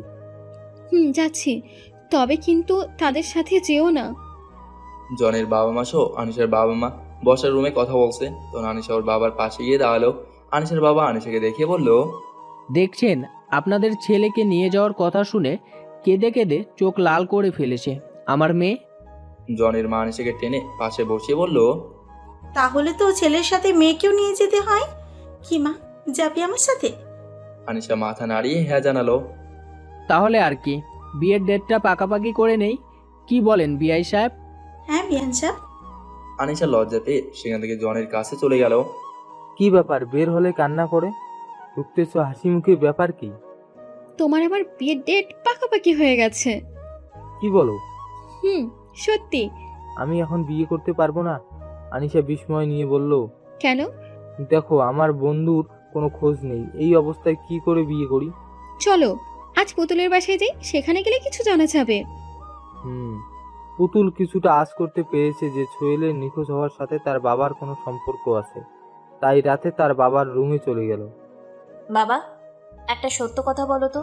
কি মা, কি কথা? তুমি সোহেলকে তাড়িয়ে দিয়েছো? না তো, কেন? বাবা, তুমি মিথ্যে কেন বলছো? তুমি জানতে আমি সোহেলকে খুব ভালোবাসি। না, আমি কিছু জানি না।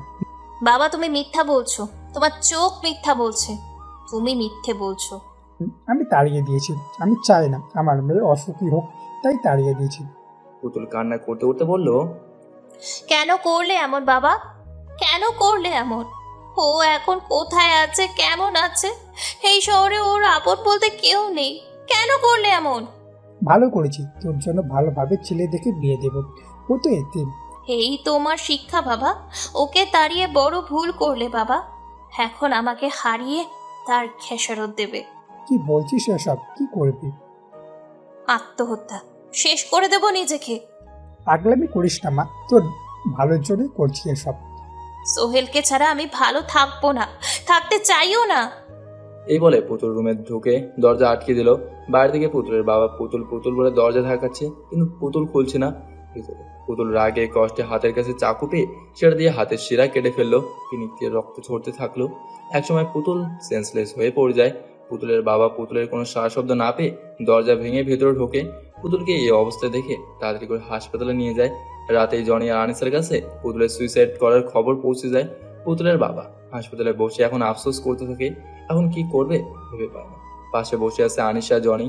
পুতুলকে ওটিতে নেওয়া হয়েছে। পুতুলের বাবা জনি আনিশাকে উদ্দেশ্য করে বলল, আমার একটা মাত্র মেয়ে, ওর কিছু হলে কি করে থাকবো আমি? আঙ্কেল, সুখ কেউ কাউকে দিতে পারে না। যখন সুখের অভাব দেখা যায় তখন মানুষ আত্মহত্যা করে। ওর সুখ কিসে সেটা ফিরিয়ে দিলেই তো আর এমন হয় না। ওর সুখ কিভাবে ফিরবো বাবা? ওর সুখে তো আমি তাড়িয়ে দিয়েছি। কার কথা বলছেন আঙ্কেল? শুইলে কথা বলছি। ছেলেটার জন্য আজ আমার মেয়ে মরতে বসেছে। কিভাবে পারলেন এটা করতে? জানেন ছেলেটা এতিম, ছোট থেকেই কত কষ্ট বুকে নিয়ে বড় হয়েছে, তারপর আবার এত বড় কষ্ট দিলেন। আমি মানছি আমি অন্যায় করেছি। এখন আমার ওকে খুঁজে এনে দাও। মেয়েটার সামনে মুখ দেখাবো কি করে? টেনশন করবেন না, আমরা অনেক খোঁজ করেছি, ওর ফোন বন্ধ। আচ্ছা, ও গ্রামে চলে যায়নি তো? যাই না বাবা, কিছু জানি না। কিছুক্ষণ পর ডাক্তার ওঠে থেকে বের হলো। ডাক্তার, আমার মেয়ে। বয়ের কিছু নেই, বেশ খানিকটা রক্ত বের হয়েছে, কিছুক্ষণ পর জ্ঞান ফিরবে। ধন্যবাদ ডাক্তার। কিছুক্ষণ পর পুতুলের জ্ঞান ফিরল। পাশে তাকে দেখে জনি, আনিসা, তার বাবা বসে আছে। কেন করলি এমন তুই মা? কি করব, খুব ভালোবাসি যে সোহেলকে। যেখানে সুখ নেই সেখানে বেঁচে থেকে কি করব? এমন কথা বলিস না মা, তোর সুখ আমি তোর কাছে ফিরিয়ে এনে দেবো। ওখানে এত কিছু ঘটে গেছে, অথচ আমি কিছুই জানি না। পুতুলের বেদনায় ব্যথিত আমি, হাসি নেই মুখে, প্রাণ থেকেও মরার মতো। মামি কয়েকবার জিজ্ঞাসা করেছিল কেন এমন করে থাকি, কিছু বলতে পারেনি। আজ বিকালে বারান্দায় বসে আছি, পুতুলের কথা কল্পনায় ভাবছি। হঠাৎ দৌড়ে পুতুলের মতো কাউকে দেখতে পেলাম। দৌড়ে বাইরে এলাম। হ্যাঁ, আমার পাগলিটা শুকিয়ে কাঠ হয়ে গেছে। দুজন দুজনের দিকে তাকিয়ে আছি। হঠাৎ পাগলিটা বুকে ঝাঁপিয়ে পড়লো। খুব শক্ত করে জড়ে ধরলাম। আমার দুগালে কয়েকটা চুমু দিয়ে কেঁদে উঠলো পাগলিটা। আমিও কেঁদে দিলাম। কান্না আর বাদ মানছে না, কষ্টগুলো যেন চোখের পানির সাথে বেরিয়ে যাচ্ছে। ওকে বুকে পেয়ে যেন প্রাণ ফিরে পেয়েছি। পাগলিটাকে পারছি না যে বুকের ভেতর ঢুকে নেই। বেশ কিছুক্ষণ কান্না করার পর পাশ থেকে জনের গলার আওয়াজ পেলাম। হয়েছে, এত ভালোবাসা পরে দেখালেও হবে, এবার একটু ছেড়ে আমাদের দিকে তাকাও। কে কার কথা শোনে আমি আরো শক্ত করে ধরলাম। পুতুল তো পারছে না, বুকের ভেতর ঢুকে যাচ্ছে। কিছুক্ষণ পর চোখটা খুলে পেছনে তাকালাম। তাকে দেখি পুতুলের বাবা। আমি তাড়াতাড়ি করে পুতুলকে ছাড়িয়ে নিতে চাইলাম। পুতুল আমার চোখের দিকে তাকিয়ে চোখে ইশারা করলো কি হয়েছে। আমি পুতুলের বাবাকে দেখিয়ে দিলাম। পুতুল তার বাবার দিকে একটু তাকিয়ে আবার জোর ধরলো। তখন পুতুলের বাবা বলল, থাক, ছাড়ানো লাগবে না, তুই আমাকে মাফ করে দিস। তুই তো আমার ছেলের মতো। আসলে বুঝতে পারি আমার মেয়ে সুখ যে তোর কাছে। আমি কিছুই বললাম না। আমার একটা মাত্র মেয়ে, আদর যত্নে কোনো কমতি রাখি। আমি চাই তুইও কোনো কমতি রাখবি না। আমি একটা মুচকে হাসি দিলাম। চারিদিকে তাকিয়ে দেখি মামা, মামি, নানা সহ সবাই তাকিয়ে আছে। তাই পুতুলকে ছাড়িয়ে ভেতরে নিয়ে গেলাম। নানা, মামা, মামি তারা কিছু না বুঝে শুধু তাকিয়ে থাকলো। নানা পুতুলের বাবাকে ভেতরে নিয়ে গেল। তারপর পুরো ব্যাপারটা খোলসা করে নিল। আমি আর পুতুল বারান্দায় বসে আছি। পুতুলের হাতে ব্যান্ডেজ করা দেখে জিজ্ঞাসা করলাম, হাতে কি হয়েছে? পুতুল নিচের দিকে তাকিয়ে বলল, কিছু না। আমার চোখের দিকে তাকিয়ে বলো, আপনি আমাকে না বলে চলে আসছিলেন কেন? তাই বলে হাত কাটবে? আপনি জানেন যে আপনাকে ছাড়া আমি থাকতে পারি না, তারপরেও না বলে চলে আসছেন। মোবাইলটাও বন্ধ করে রেখেছিলেন। আমি আসলে থাক, বলতে হবে না, সবটা জানি আমি। এরপর যদি ছেড়ে যাওয়ার চিন্তাও করেন, সেই দিন আমাকে আর কেউ বাঁচাতে পারবে না। এসব কথা বলে পুতুল কেঁদে দিয়ে বলল, আপনি জানেন কত কষ্ট হয়েছিল এই কদিন। আমি পুতুলের মাথাটা বুকে চেপে ধরে বললাম, আর কখনো যাব না, কোথাও যাব না। মামি হঠাৎ এসে বলল, তলে তলে এত দূর আর আমরা কিছুই জানি না। আমি পুতুল দুজন নিচের দিকে তাকিয়ে থাকলাম। হয়েছে, এত লজ্জা পেতে হবে না। তাই তো বলি আমার ছেলে কেন এমন মন মরা নিয়ে থাকে। শোনো পুতুল, তুমি আমার মেয়ের মতো। আমার ছেলেটা কিন্তু বেশ চাপা স্বভাবের, মনের মতো করে ওকে সাজিয়ে নিও। পুতুল আমার চোখের দিকে তাকিয়ে মুচকি একটা হাসি দিল। এখন চলো, তোমাদের বসার রুমে ডাকছে। আমি পুতুল বসার রুমে গেলাম। সবাই গোল হয়ে বসে আছে। কাছে যেতে নানা বলল, বস এখানে। তা তোকে কি জন্য ঢাকা পাঠিয়েছিলাম আর তুই কি করলি? আমি কি বলবো, চুপ করে থাকলাম। কথা বলছিস না কেন? পুতুল আমার চোখের দিকে তাকিয়ে আছে। আমি আসলে নানা। হয়েছে, কাম তো গটিয়ে ফেলেছিস, এখন রেডি হয়ে নে, সন্ধ্যায় তোদের বিয়ে। এবার আমি মাথা উঁচু করে নানার দিকে তাকালাম। যা রেডি হয়ে নে। পুতুল, নানু ভাইকে আমার বেশ পছন্দ হয়েছে। খুশিতে কেঁদে দিলাম। আনিশা পুতুলকে সাজাতে রুমে নিয়ে গেল। আর জনে আমাকে। সন্ধ্যায় কাছে কিছু আত্মীয় স্বজন ডেকে ছোটখাটো অনুষ্ঠান করে আমাদের বিয়ে দিয়ে দিল। বাসর ঘরে ঢুকতেই পুতুল এসে পাশ হয়ে সালাম করলো। আমি পুতুলকে নিয়ে খাটে বসলাম। জানো, ভাবিনি আমার মতো একটা এতিম ছেলে তুমি পাবে। এখন তো পেয়েছেন, এরপর নিজেকে আর কখনো এতিম বলবেন না। আমার কষ্ট হয়, আজ থেকে আপনার জীবন আর আপনার নেই। এখন এটা আমারও জীবন। আপনার প্রতিটা নিঃশ্বাসে জড়ানো আমি। মধুময় করব জীবন। আপনার চোখটা বন্ধ করেন। আপনার ঠোঁটের প্রথম ছোঁয়াতে আমাদের সংসার জীবন শুরু করব। চোখটা বন্ধ করতেই পুতুল তার কোমল ঠোঁট দুটো আমার ঠোঁটে ছোঁয়ালো। অন্যরকম এক অনুভূতিতে কাটালাম কিছু সময়। বেশ কিছুক্ষণ পর ছেড়ে দিয়ে আমার চোখের দিকে তাকালো, একটু লজ্জাবোধে হাসি দিয়ে বলল, সরুন, আপনার বুকে ঘুমাবো। আমিও চাই তুমি এই বুকে থাকো, আমার জন্য বুকটা তোমার জন্যই। পুতুল আমার বুকে শুয়ে বলল, জানেন, সব মেয়েদের কাছেই তার স্বামীর বুকটাই হচ্ছে একমাত্র সুখের স্থান। আমার কিচ্ছু চাই না, শুধু আপনার এই বুককে একটু আশ্রয় দিয়েন। আজকে এই বুকটা শুধু তোমার। পুতুলের কপালে একটা চুমু দিয়ে বললাম, এবার ঘুমাও। পুতুল আমার বুকের ভেতর মুখ গুজে দিয়ে ঘুমিয়ে পড়লো। খুব সকালে ঘুম হয়ে গেল। পুতুল আমার বুকে চুপটে করে ঘুমিয়ে আছে। আমি এক নজরে ওর মুখের দিকে তাকিয়ে থাকলাম। কখন যে পুতুলের ঘুম ভেঙে গেল জানি না। হঠাৎ পুতুল বলে উঠলো, আমন করে কি দেখেন? এত সুন্দর কেন তুমি? আপনার চোখ সুন্দর, তাই আমিও সুন্দর। হঠাৎ দরজা ধাক্কানোর আওয়াজ এলো। জনি ডাকছে, কি রে, আর কতক্ষণ ঘুমাবি?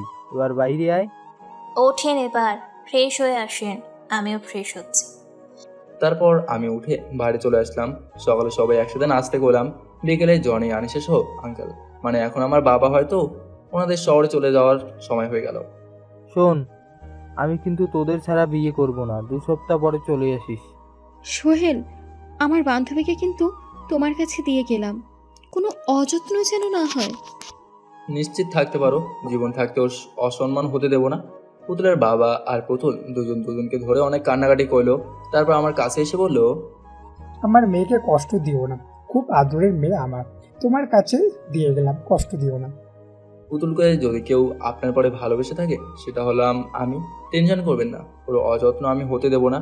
সবাই বিদায় জানিয়ে চলে গেল। পুতুল একটু মন খারাপ করলো। এখন সেই মন খারাপটা নেই। সামনের মাসে জনি আনিসার বিয়ে, তাই আমাদের আগে থেকেই যেতে বললো। কাল রওনা দেবো শহরে। পরদিন। কি হলো, উঠছেন না কেন? এখনো পড়ে পড়ে ঘুমাচ্ছেন? কি বলি, আজ যে আমরা আমাদের বাসায় যাব, সেটা কি মনে আছে? আমি পুতুলকে টান দিয়ে বুকে এনে জোরে ধরে বললাম, মনে আছে। পুতুল আমার বুকে নাক ঘষতে ঘষতে বললো, তাহলে এবার ওঠেন। তার আগে একটু আদর দাও। আদর খাওয়ার বাহানা, পাগল একটা। এই বলে আমার ঠোঁটের মাঝে পুতুল তার ঠোঁট ডুবে দিল। এইমাত্র এসে আমি আমার শ্বশুর বাড়ি উঠলাম, মানে পুতুলদের বাসায়। সেখান থেকে আনিশাদের বিয়েতে যাব। জনি, আনিশা আমাদের আসার খবর পেয়ে রাতে চলে এলো দেখা করতে। তাদের দেখে সত্যি অনেক খুশি লাগছে। দেখতে দেখতে বিয়ের দিন চলে এলো। আমি পুতুল বিয়ের অনুষ্ঠানে বসে আছি। আপনি এখানে বসেন, আমি আনিশার সাথে দেখা করে আসছি। নড়বেন না। আচ্ছা। পুতুল যেতেই অন্য একটা মেয়ে এসে আমার পাশে বসলো। তারপর 2-1টা টুকটাক কথা, এই আর কি। হঠাৎ পাশে তাকে দেখি পুতুল রাগে চোখে তাকিয়ে আছে। পুতুল আমাকে টেনে অন্য পাশে নিয়ে গেল। কি হয়েছে? আপনাকে কি বলে গিয়েছি, আর আপনি কি করেছেন? কি করছি? কথা বলবেন না। জনি আনিশার বিয়ে হয়ে গেল, এখন তারা নতুন জীবন শুরু করতে যাচ্ছে। এদিকে পুতুল সেই রেগে আছে, কোনো কথা বলছে না আমার সাথে। কি হলো, ওইদিকে শুলে কেন? বুকে আসো। অন্য পাশ ফিরে শুয়ে আছে। কি হলো, আসো। এবার জোর করে আমার দিকে ফুয়েলাম। পাগড়িটা কাঁদছো কেন? আপনাকে বসিয়ে রেখে গিয়েছিলাম, আর আপনি? পাগড়ি একটা। ওই মেয়েটাই তো আমার সাথে কথা বলেছিল। সরি, তো আর হবে না। পুতুল ভেঙে কেটে আবার অন্য পাশ করে শুয়ে পড়লো। আমার বুকে শোবে না? না। ঠিক আছে। এটা বলতেই পুতুল আমার দিকে তাকিয়ে কয়েকটা কিল মেরে আমার বুকে মুখ গুজে শুয়ে বলল, শয়তান একটা, না বলেছি বলে জোর করবেন না। আমি আপনার বুক ছাড়া কখনো ঘুমিয়েছি? আমি জানতাম তুমি আমার বুক ছাড়া ঘুমাতে পারো না। কচু জানেন, আপনি আমাকে আর আগের মতো ভালোবাসেন না। কে বলেছে বাসি না? জানি আমি। এই দেখো কত ভালোবাসি। এই বলে পুতুলের ঠোঁটে আমার ঠোঁট মিশিয়ে দিলাম। কিছুক্ষণ পর ছাড়তেই পুতুল তৃপ্তিময় কিছুটা হাসি দিয়ে আমার বুকের ভেতর মুখ লুকিয়ে বলল, শয়তান একটা। লজ্জাবতী একটা। চলছে ভালোবাসা, চলবে আজীবন। আশা করি পাগলিটাকে নিয়ে সুখেই দিন পার করতে পারবো।